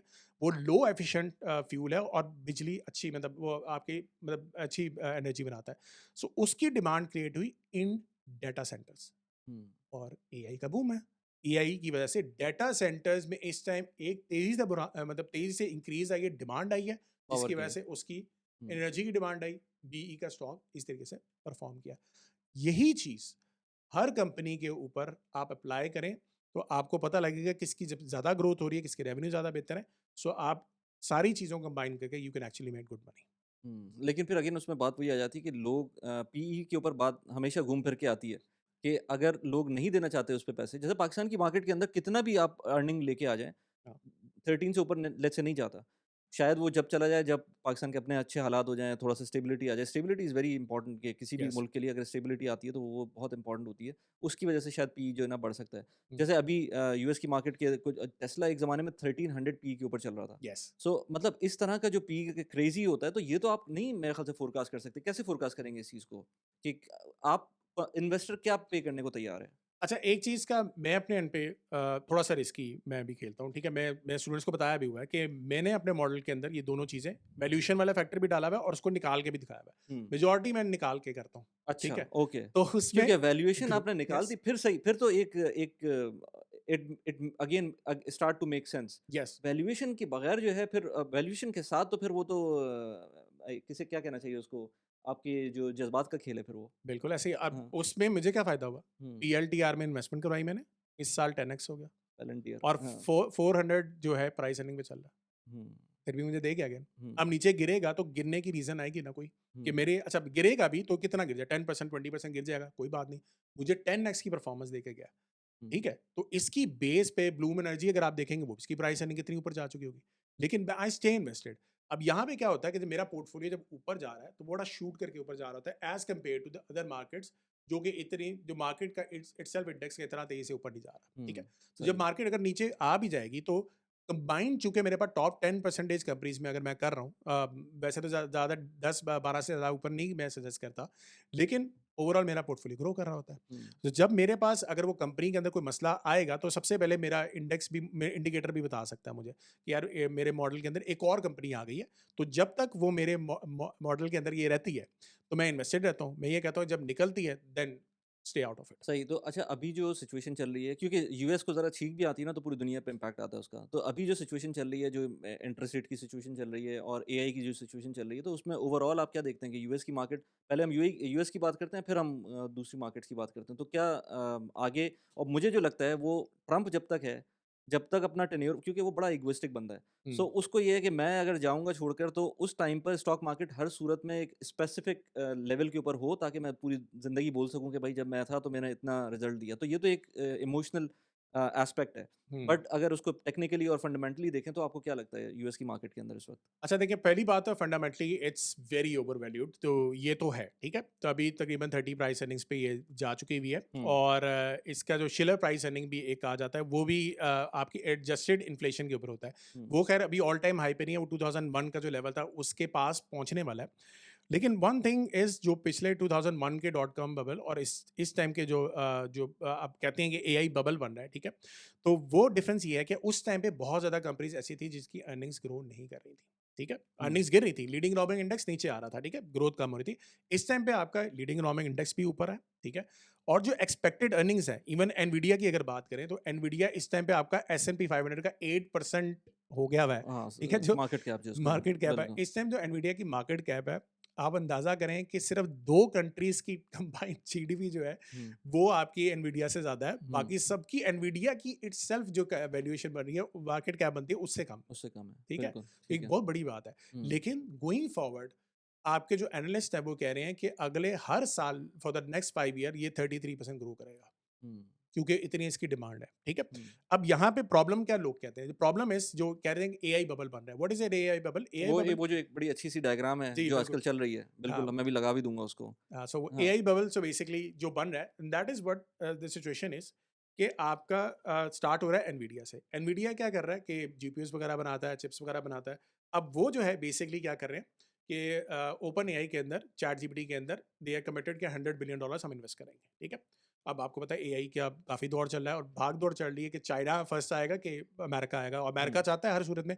इवन ट्रम्प इज़ ट्राइंग कि यार ये इसको ना किसी तरीके से कायम हुँ, रखना है, ठीक है? हुँ, अच्छा, अब एआई के पास ओपन एआई के पास ऑर्डर आ गए मतलब इन्वेस्टमेंट आ गई। अब ओपन एआई जो है उसको क्लाउड सोर्सिंग के तौर पे चाहिए services from Microsoft, from Oracle, from Google, ठीक है?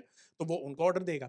अब उनको जो ऑर्डर ऑर्डर दे रहा है तो वो दोबारा से वापस देते हैं एनवीडिया को कि भाई हमें जीपीयू चाहिए, हुँ, ठीक है? हुँ, सो आप देखोगे वो सर्कल के अंदर ये सारी कंपनीज के ऑर्डर चले हैं, तो बेसिकली हर बंदा ये कह रहा है कि आप बेसिकली एक ही कंपनीज के अंदर ऑर्डर चल रहे हैं एंड वी डोंट नो कि एआई की अडॉप्शन कितनी जल्दी होगी, हुँ, तो रेवेन्यू कितनी जल्दी जनरेट होगा। सो हुँ। उसको वो बबल कह रहे हैं, ठीक है? अब ये मुझे भी नहीं पता और किसी और को कोई भी नहीं कह सकता कि कितनी जल्दी से अडॉप्शन होगी, बट वो जो इन्वेस्टमेंट हो रही है, अब ये बड़ी-बड़ी कंपनीज जिनकी बैलेंस शीट बहुत स्ट्रांग है, ये कर्जा लेके नहीं कर रही, ये भी चीज़ ध्यान में रखें।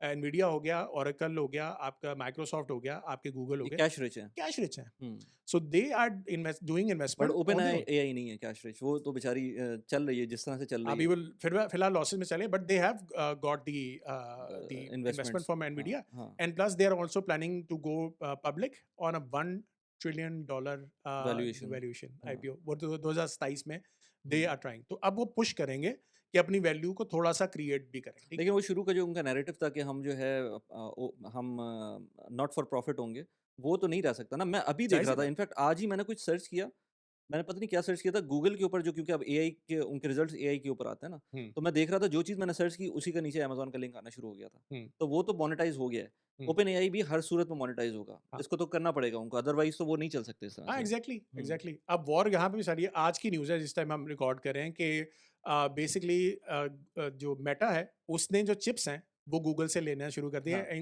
हाँ, और हाँ, एनवीडिया को कहा कि आपसे नहीं लेंगे। हुँ, गूगल का शेयर शूट कर गया, हुँ, ठीक है? सही। सो ये चीज़ें देखें एआई की ओवरऑल बहुत ज़बरदस्त चल रहा है। मैं अगेन बात कर रहा हूँ थीम के ऊपर। यार देखो कि साइड इफेक्ट के तौर पे कौन-सी कंपनीज़ परफ़ॉर्म करेंगी? हुँ, हुँ, एनर्जी के स्टॉक्स परफ़ॉर्म करेंगे, ठीक है? डाटा सेंटर्स वाली कंपनी परफ़ॉर्म करेंगी। सो ऐसी कंपनीज़ में जाओ और बबल के पीछे हम जाते हैं, आपका नीचे जब मार्केट आएगी, आपको नंबर्स बता के जाएगी। हुँ, आपके लीडिंग इकोनॉमिक इंडेक्स नीचे आएँगे, आपकी कॉन्ट्रैक्शनल पॉलिसीज़ आएँगी।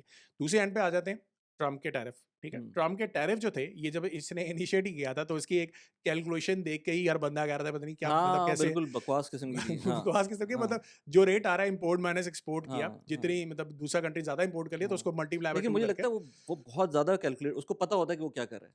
सो बेसिकली मैंने इसके ऊपर सरमाया यूट्यूब के ऊपर बहुत डिटेल में 2 पॉडकास्ट की थी, दईब हुँ, भाई के साथ, और मैंने डिटेल में बताया था कि basically what he is doing is कि वो कर ये रहा है कि भाई बाकी कंट्रीज़ को पता है कि हुँ, पूरी दुनिया के अंदर जो है ना मेरी डिमांड है। हुँ, ठीक है? यूएसए की डिमांड है।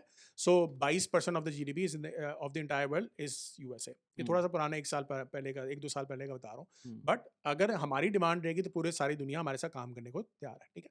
सो उसने टैरिफ ज़्यादा लगाए और टैरिफ को कहा कि भाई आपसे तो हम इम्पोर्ट ज़्यादा कर रहे हैं, तो आप हम ज़्यादा लगाएँगे, और इतने ज़्यादा कर दिए कि सारे कंट्रीज़ ने कहा कि यार हम नेगोशिएट करने को तैयार हैं।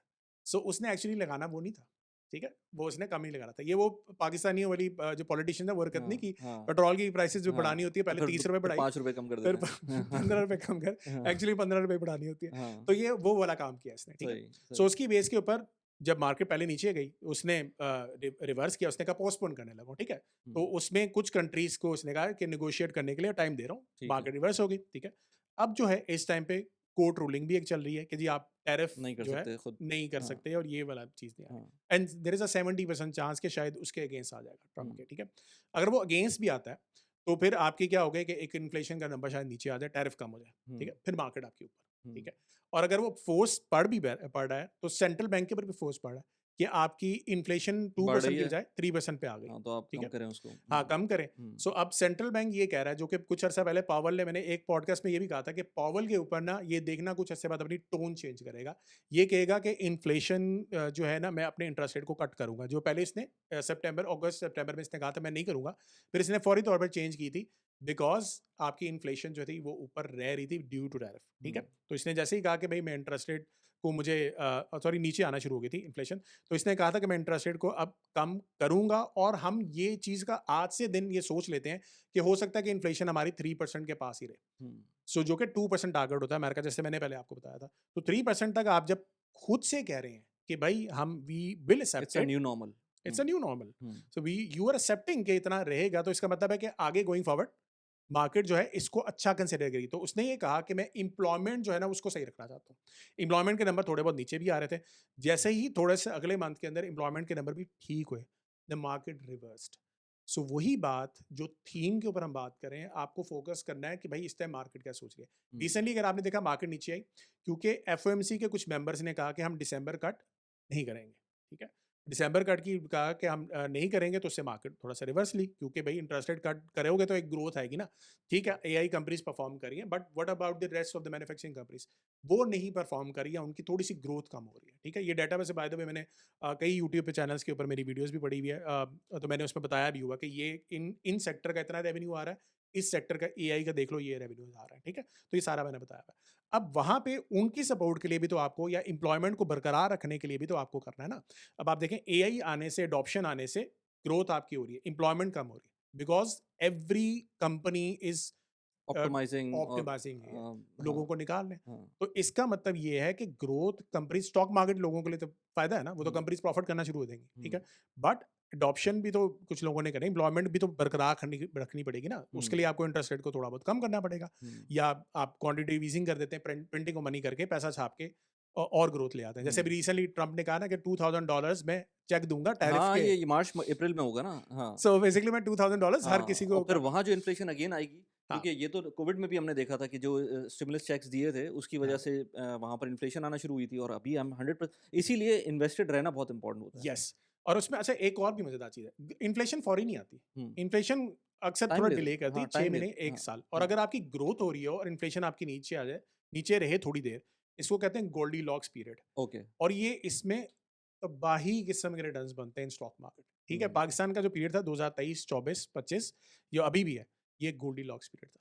हुँ, इसमें आपकी इन्फ्लेशन आहिस्ता-आहिस्ता नीचे आ रही थी, आपकी ग्रोथ बढ़ना शुरू हो गई थी, कंपनीज़ प्रॉफिट जनरेट कर रही थी, रेवेन्यू जनरेट कर रही थी, हुँ, ठीक है? तो आप देखें स्टॉक मार्केट शूट करके ऊपर गई है। हुँ। सो ये अगेन इंडिकेटर्स जो होते हैं ना, ये आपको बता रहे होते हैं कि यार मार्केट कहाँ जाने वाली है। अच्छा यूजुअली जब लोग इन्वेस्ट करते हैं तो एक सबसे बड़ा मसला ये है कि मैंने सबके साथ देखा है और ये एक कोई मेरे अपने साथ भी यही मसला था शुरू में कि जो आपकी जो मेजर इन्वेस्टमेंट होती है वो आपके घर में होती है और मतलब ये नहीं कि वो प्रोडक्टिव एसेट होता है, बल्कि वो आपका सिर्फ़ एक घर होता है। अब जैसे मेरे साथ है कि मैं अपने पाकिस्तान में एक घर है मेरा।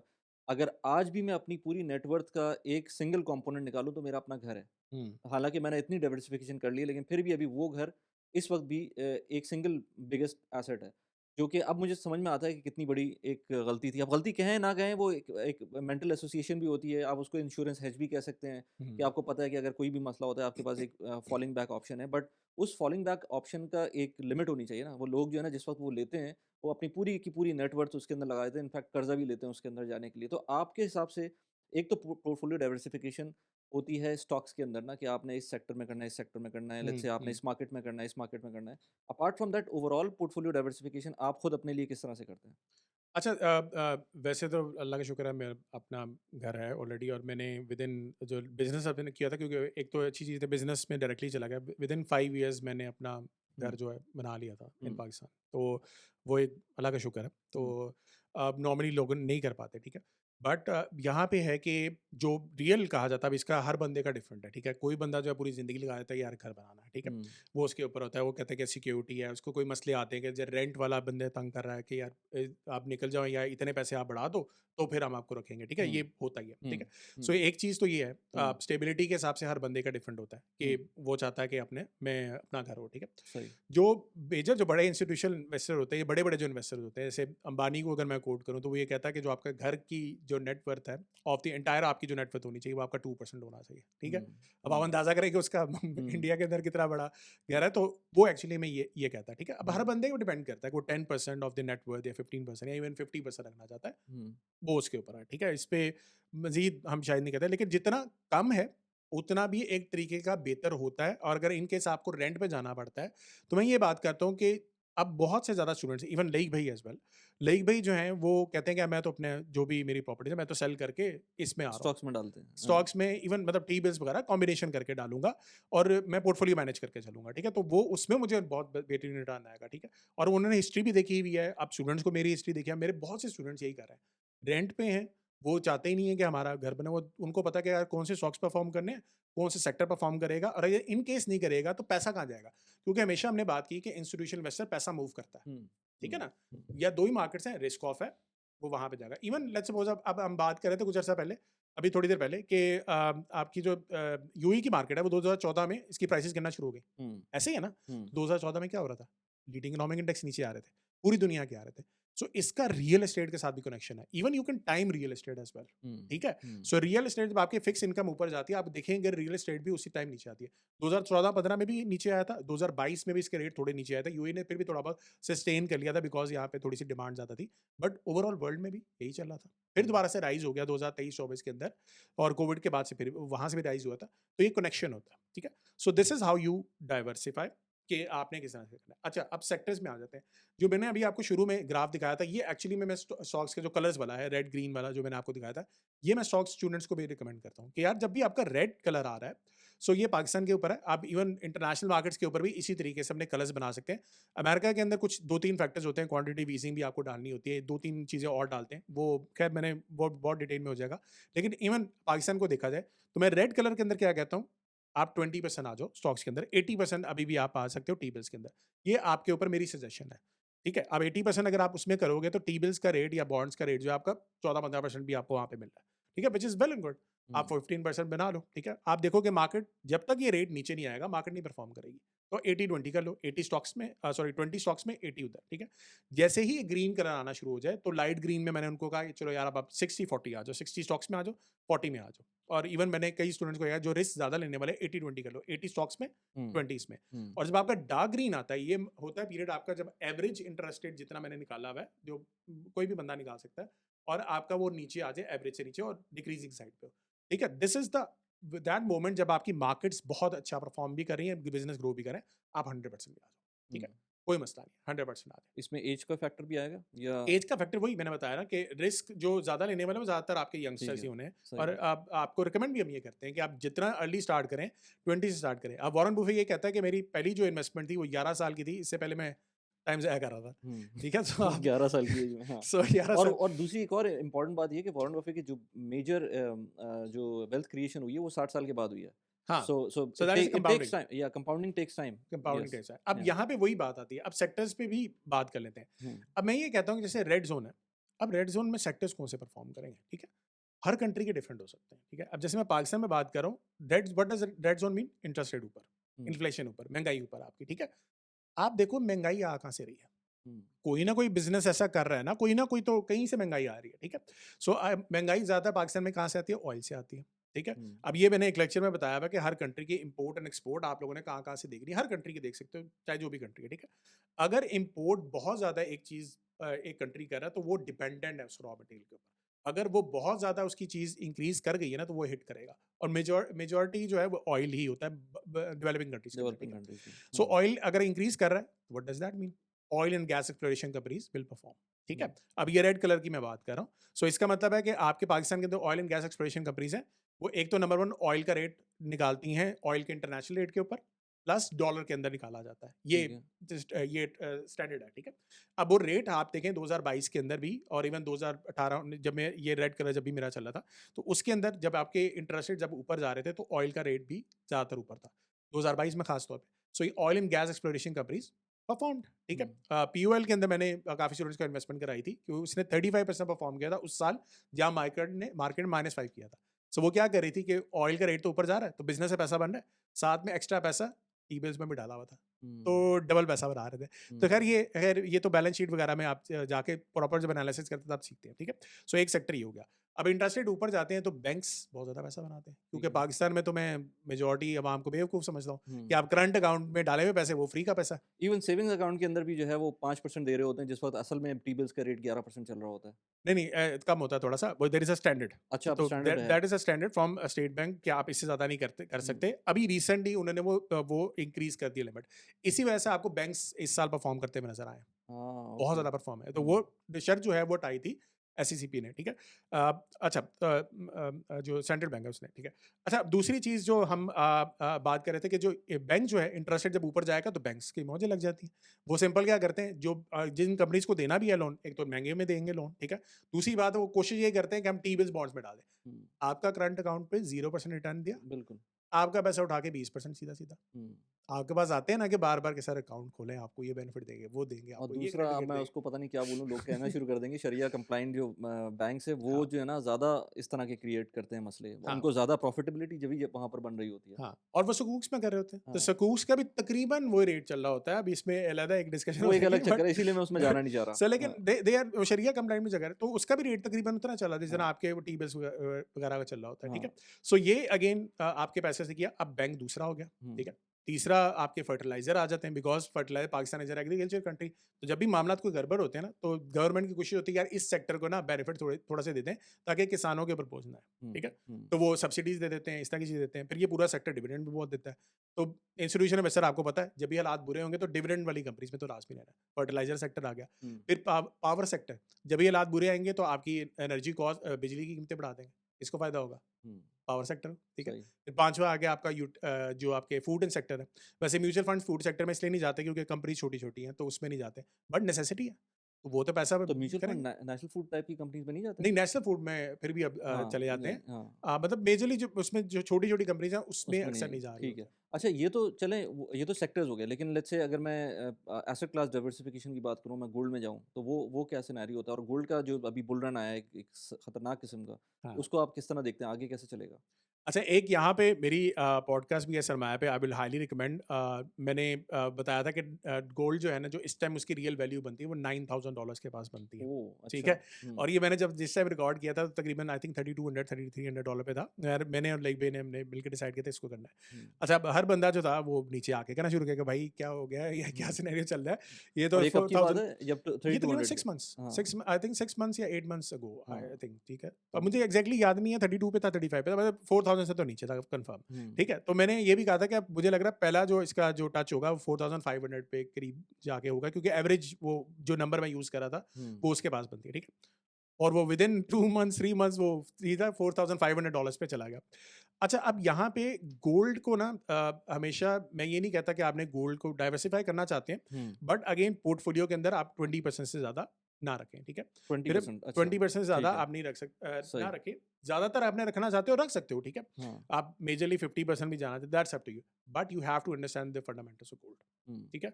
यहाँ पे अगर हम गोल्ड को डिस्कस करना चाहते हैं, हम गोल्ड को भी मैं डिटेल में भी इसका बता देता हूँ कि बेसिकली किस तरीके से इसको देखा जाता है, ठीक है?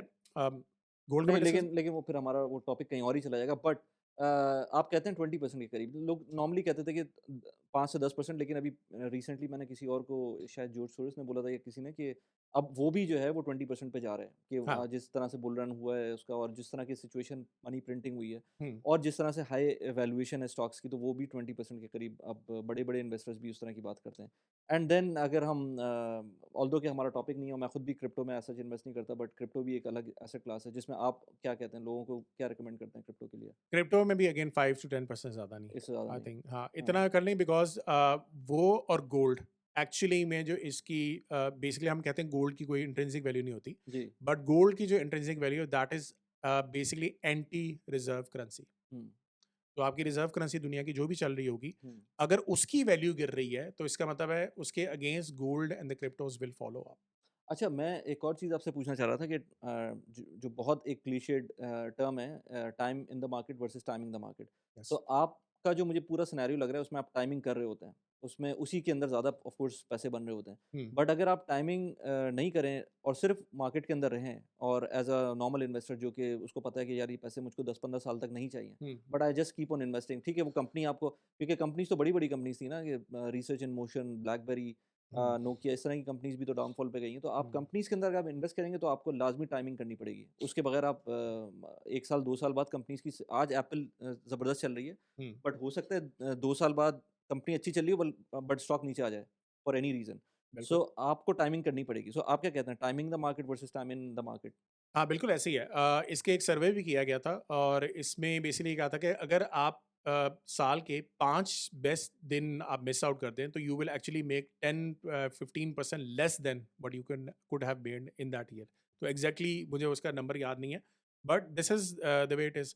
अब यहाँ पे मैं जो सजेस्ट करता हूँ क्योंकि मैंने दोनों ही चीज़ें पढ़ानी है। मैंने ये भी पढ़ाना है कि यार आपके कौन से ऐसे स्टॉक्स हैं जो भागेंगे, ठीक ठीक है, है? सही है। और मैंने ये भी बताना है कि आपकी कंपनीज़ ऐसी कौन-सी है जो लॉन्ग टर्म कर जो रही हैं। हाँ, तो उसके लिए आप बिज़नेस एनालिसिस पे ज़्यादा फ़ोकस होना चाहिए आपका, हुँ, मोट देखना चाहिए जिसको वॉरेन बुफे कहता है हाँ, कि व्हाट इज़ द मोट? एक सस्टेनेबल कॉम्पिटिटिव एडवांटेज क्या है? What is a sustainable competitive advantage?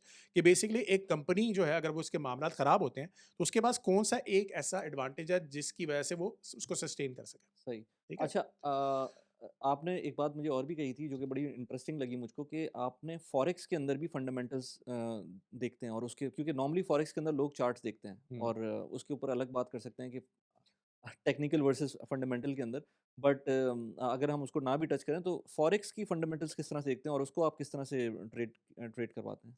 अच्छा, फॉरेक्स फंडामेंटल्स के ऊपर रिसेंटली मैंने कोर्स भी लॉन्च किया है। इस टाइम मेरे ख्याल से 6 बैचेज़ मेरे हो गए हैं और द रिस्पॉन्स जो मुझे स्टूडेंट से मिल रहा है इट्स फिनोमिनल। मतलब माशाल्लाह बहुत ज़्यादा लोगों ने बहुत पैसे बनाए हैं और मतलब फ्यू करोड़ भी बना लिए कुछ लोगों ने। और ये प्रॉप फर्म्स के अंदर जो आज का ट्रेंड चला हुआ है और ये प्रॉप फर्म्स जो है बेसिकली आजकल जो एक ऐसी कंपनीज़ आ गई हैं जो कि आपसे आपको पैसे देती हैं और आप उनके बिहाफ़ पे इन्वेस्टमेंट करते हैं। सो बेसिकली थोड़ा-सा इसलिए बता देता हूँ ताकि लोगों को अंडरस्टैंडिंग हो जाए। सो बेसिकली ये प्रॉप फर्म्स क्या करती हैं, इनको लिक्विडिटी चाहिए होती है मार्केट्स के अंदर, ठीक है? So what they do is कि आपको एक टेस्ट देते हैं 2, ठीक है? आपने उसको पास करना है, आप $1000 का मैक्सिमम मेरे ख्याल से 1000 या $1200 का है, ठीक है? $1200 का आप एक अकाउंट ले सकते हो और ये छोटा भी है, $500 वाला भी मिल जाता है, उसमें पैसे कम मिलते हैं। हुँ, हुँ। तो उसमें आपको फेज़ 1 एक पास करना है, 10% आपको प्रॉफिट करके दिखाना होता है और उसमें ड्रॉडाउन अगर 5% आपका हिट ना हो। अगर आप 5% हिट हो गया तो आप फेल, आपके पैसे गए, ठीक है? 10% आपने वो बनाया, नेक्स्ट एक और आपको टेस्ट पास करना, तो इसमें 5% आपको बनाना है या कई सूरत में 10% भी होता है, प्रॉप फर्म से डिपेंड करता है। वो आपने पास कर लिया, तो आपको $200,000 आपको प्रॉप फर्म से देती हैं, ठीक है? अब जब प्रॉप फर्म्स आपको देती हैं, तो आप उसके ऊपर अगर आप लेट्स सपोज़ 10% बना लेते हैं, चाहे महीने का बनाएँ, 2 महीने का बनाएँ, तो $200,000 का 10% मीन्स ट्वेंटी 20,000 $20,000, ठीक है? 20,000 सो $20,000 में से आप 80% या इवन कुछ कंपनीज़ जो है 90% विथड्रॉ करने का भी ऑप्शन दे देती हैं। तो $15,000 $16,000 आप बना सकते हैं ऑन इन्वेस्टमेंट ऑफ $1,200। यहाँ पे ये भी मैं बताता चलूँ कि इसका जो सक्सेस रेट है अकॉर्डिंग टू प्रॉप फर्म्स, ये जो डाटा है वो 7 to 8% है। ठीक है? अच्छा, ठीक है। बहुत ज़ाहिर-सी बात है उन्होंने टफ स्ट्रिक्टनेस रखी हुई है, उनका बिज़नेस मॉडल जो है आपको लूज़ करवाने में है, ठीक है? ये हुँ, उनका बिज़नेस है, ठीक है? हुँ, लेकिन उसमें कुछ कामयाब लोग भी चाहिए उनको कि भई सक्सेस स्टोरी दिखाएँगे तो तभी होगा ना। हुँ, सो अगर आप इतने अच्छे हो, जो कि हम ट्रेन भी करते हैं, इसमें फ़राज़ का भी कोर्स है टेक्निकल एनालिसिस का, तो वो ये चीज़ बताता है कि किस तरीके से आपको इस तरह से लेके चलना है, ठीक है? सो ये चीज़ फिर मैंने जब फॉरेक्स फंडामेंटल्स लॉन्च किया तो हम दोनों को कंबाइन करके मैंने फंडामेंटल्स भी बताए कि आप किस तरीके से करेंसीज़ को देख सकते हैं, गोल्ड को भी कैसे आप प्रेडिक्ट कर सकते हो, वो किया। अब ये जो चीज़ है, इसमें काफ़ी ज़्यादा फैक्टर्स आते हैं फॉरेक्स के अंदर। मैं हर वीक 400 इंडिकेटर्स अपडेट करता हूँ अपने एंड पे। सो ये डेटा जो है, वो सारा बता रहा होता है कि करेंसी के लिए क्या-क्या चीज़ें अच्छी हैं, क्या बुरी हैं, ठीक है?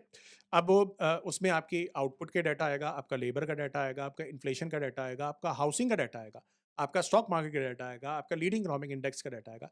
ये सारे डाटाज़ जो है, उसमें मैंने एक-एक डाटा को थोड़ा-सा एक्सप्लेन किया हुआ है कोर्स में कि यार हुँ, ये डाटा अच्छा है, तो करेंसी के लिए अच्छा है, ये डाटा बुरा है, तो करेंसी के लिए बुरा है, ठीक है?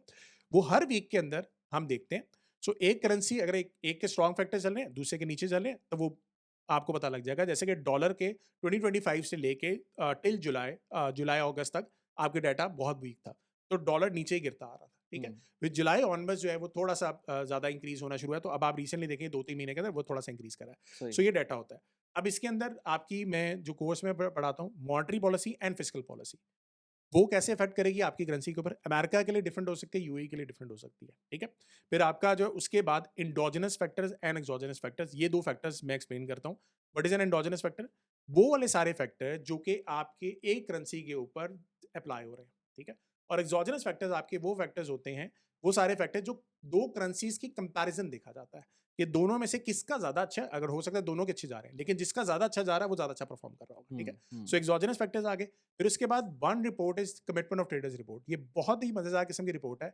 लिटरली इस पे मेरे स्टूडेंट्स ने इस तरह से पैसे बनाए हैं कि आपकी इसमें जो बड़ा इंस्टीट्यूशन इन्वेस्टर होता है, उसकी पोज़ीशंस का पता लग रहा होता है। और बाय लॉ ये बताना होता है आपको कि आपके फ्यूचर्स के अंदर डाटा जो है, वो कौन-सा बायर है, कौन-सा सेलर है। आप उसके डाटा की बेस के ऊपर प्रेडिक्ट कर सकते हैं कि यहाँ से ये रिवर्स कर सकता है।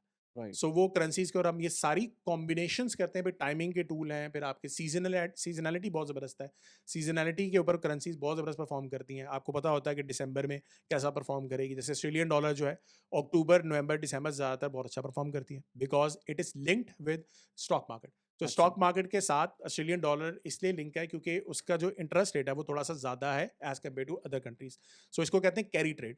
वो जापान से पैसे मँगवाते हैं, ज़ीरो लेकिन अब मतलब तो जापान जे का वो इंटरेस्ट रेट बढ़ रहा है। इंटरेस्ट बढ़ा है। सो हुँ, अभी वो भी एक चीज़ का हो रहा है कि पूरी दुनिया के अंदर जापान के अंदर पैसा वापस आना शुरू हो जाएगा टी-बिल से। सो हुँ, व्हाट विल हैपन कि सारा जापानीज़ का भी पैसा यूएस के अंदर था पार्क्ड, हो हुँ, सकता है वहाँ से भी रिवर्स आए। सो वो हुँ, देयर इज़ कनेक्शंस। तो ये हुँ। सारा डाटा जो है लीडिंग इकोनॉमिक इंडेक्स वगैरह सारी चीज़ें, वही चीज़ मैं टी-बिल्स को भी मेंशन करता हूँ ना, टी-बिल बॉन्ड्स अगर आपके ऊपर जा रहे हैं, तो वो आपकी करेंसी के लिए अच्छा है। सही, तो अच्छा आपका जो ये कोर्स होता है इसको आप लोगों को सरमाया के अंदर मैंने मल्टीपल कोर्सेज़ देखे हैं, एक कोर्स तो नहीं है उसके अंदर मेरे ख्याल से 3 या 4 कोर्सेज़ हैं, अब 4 कोर्सेज़ हो गए वो। 4 कोर्सेज़ हैं, तो कौन-कौन से कोर्सेज़ हैं उसके अंदर? सो जो पहले प्राइमरी 2 हमने स्टार्ट किए थे, वन इज़ टेक्निकल एनालिसिस हुँ, हुँ, ये फ़राज़ पढ़ा रहे हैं और बहुत ही माशाल्लाह इसका डिमांड है। काफ़ी ज़्यादा जो है टेक्निकल एनालिसिस को यूज़ किया जाता है ऑल ओवर द वर्ल्ड, ठीक है? क्रिप्टो में बहुत ज़्यादा यूज़ हो रहा है, आपके स्टॉक्स में यूज़ होता है और किसी की चार्ट के ऊपर भी आप इसको अप्लाई कर सकते हैं। सो एक टेक्निकल एनालिसिस जो है वो फ़राज़ पढ़ा रहे हैं। मैं एक कोर्स स्टार्ट में जो पढ़ाया था इन्वेस्टमेंट मास्टरी।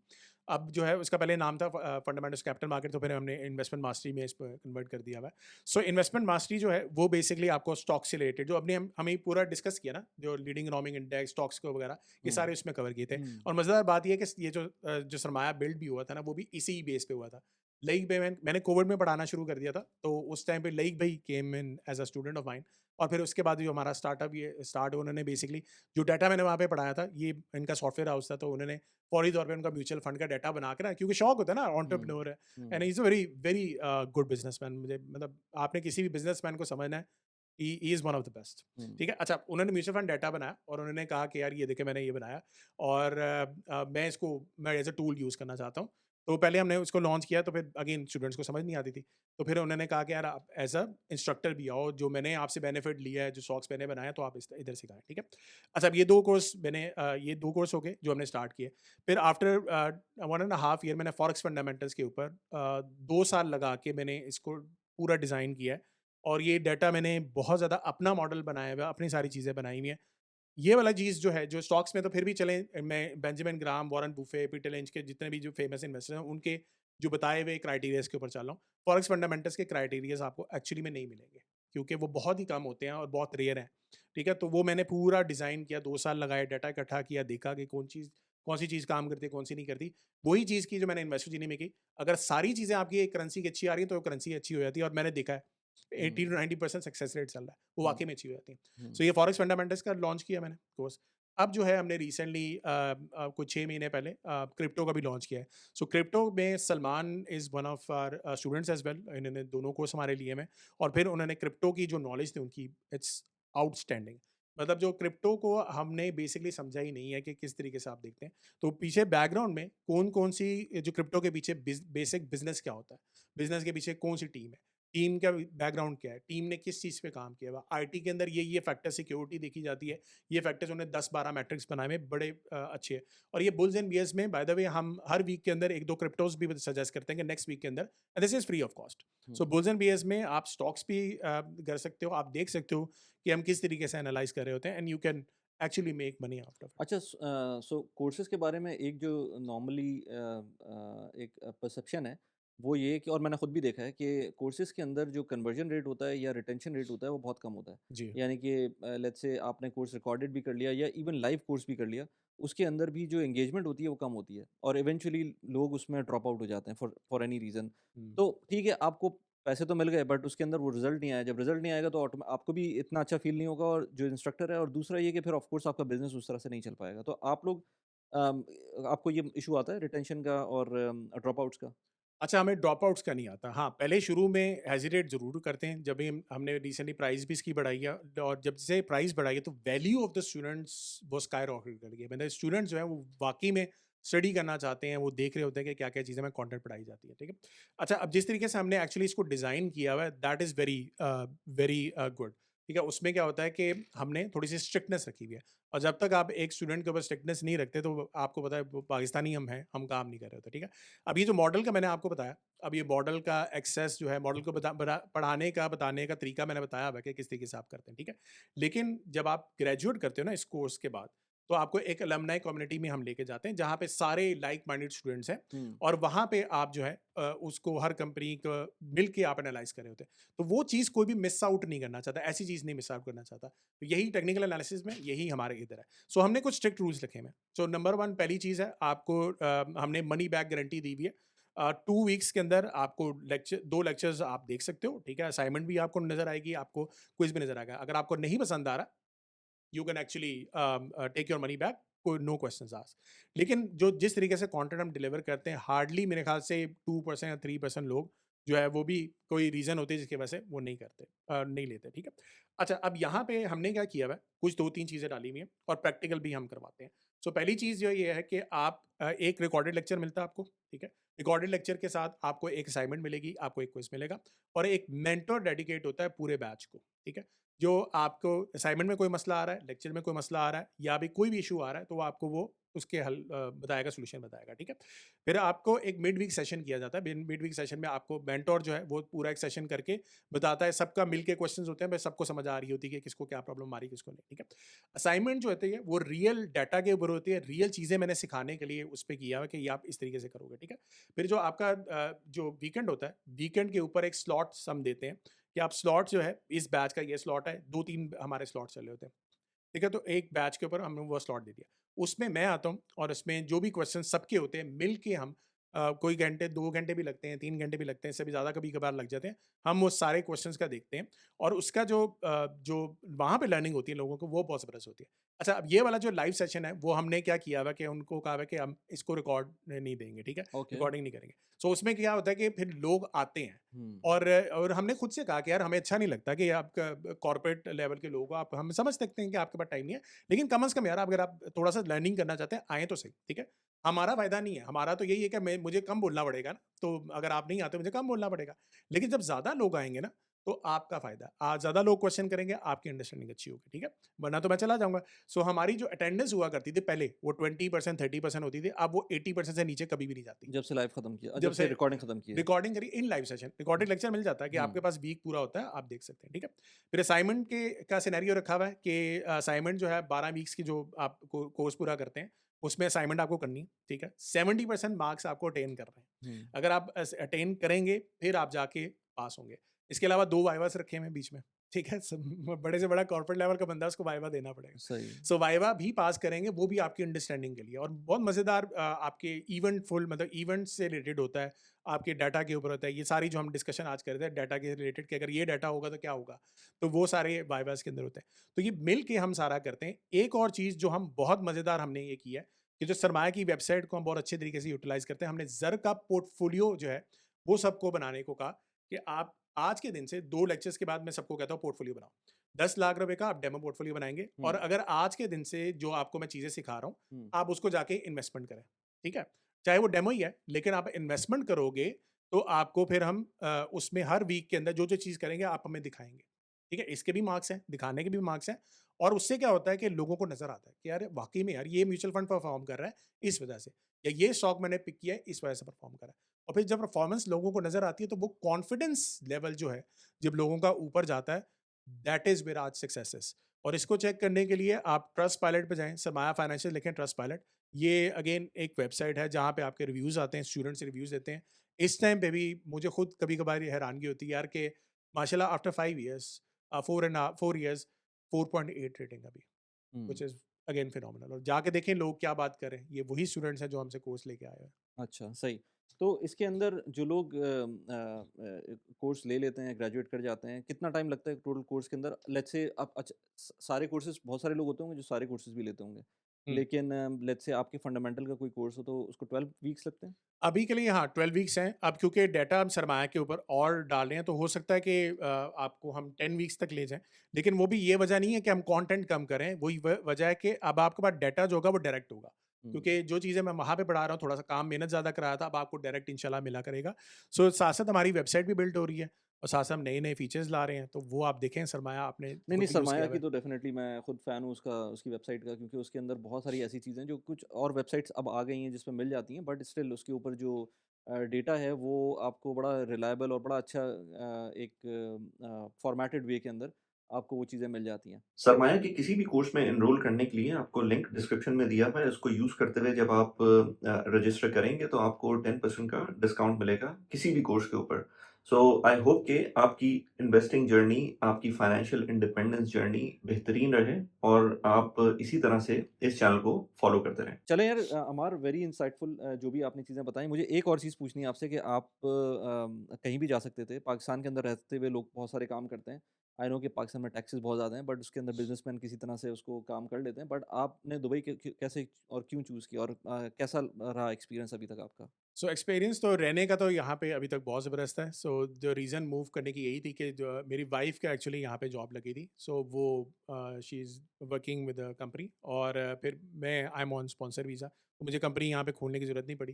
तो आप स्पाउस जो है आपको पता है बाय लॉ जो है यहाँ पे आ सकते हैं। हुँ, सो अभी तक जो है वो तजर्बा बहुत ज़बरदस्त चल रहा है और मैं भी घर से काम कर रहा हूँ, सरमाया को ही रन कर रहा हुँ। हूँ। लिविंग इन यूएई और वैसे तो एनवायरनमेंट आप ऑलरेडी आपको पता है पूरी दुनिया के मिलियनेयर्स जो है यहाँ पे आ रहे हैं। हाँ, नहीं वो तो है और प्लस ये कि जिन लोगों को ये समझ नहीं आता कि अब आप ज जैसे आप दोनों हस्बैंड एंड वाइफ जो लोग यूएई में काम कर रहे हैं, इन दोनों का यूएई से कोई रिलेशन वैसा नहीं है कि आपको यहाँ पर कोई जॉब करनी है। क्योंकि हुँ। आपकी वाइफ भी अगर डिजिटल नोमैड के ऊपर हैं, तो वो प्रोबब्ली उनका काम कहीं और हो रहा होगा और आपका तो ऑफ कोर्स वो पाकिस्तान और ग्लोबल लेवल के ऊपर होता है। मुझे एक और चीज़ आपसे पूछनी थी कि आपके स्टूडेंट्स का क्या स्प्लिट है? लेट्स से क्योंकि आप जो काम कर रहे हैं जिसके अंदर कोर्सेज़ दे रहे हैं, उसमें जो फंडामेंटल एनालिसिस है, वो तो चाहे वो यूएस के स्टॉक्स की हो, चाहे पाकिस्तान के स्टॉक्स की हो, चाहे वो इवन इंडिया के स्टॉक्स की हो, कहीं की भी हो, वो और इनफैक्ट अब फॉरेक्स की बात करें, तो वो तो हर जगह सेम ही है।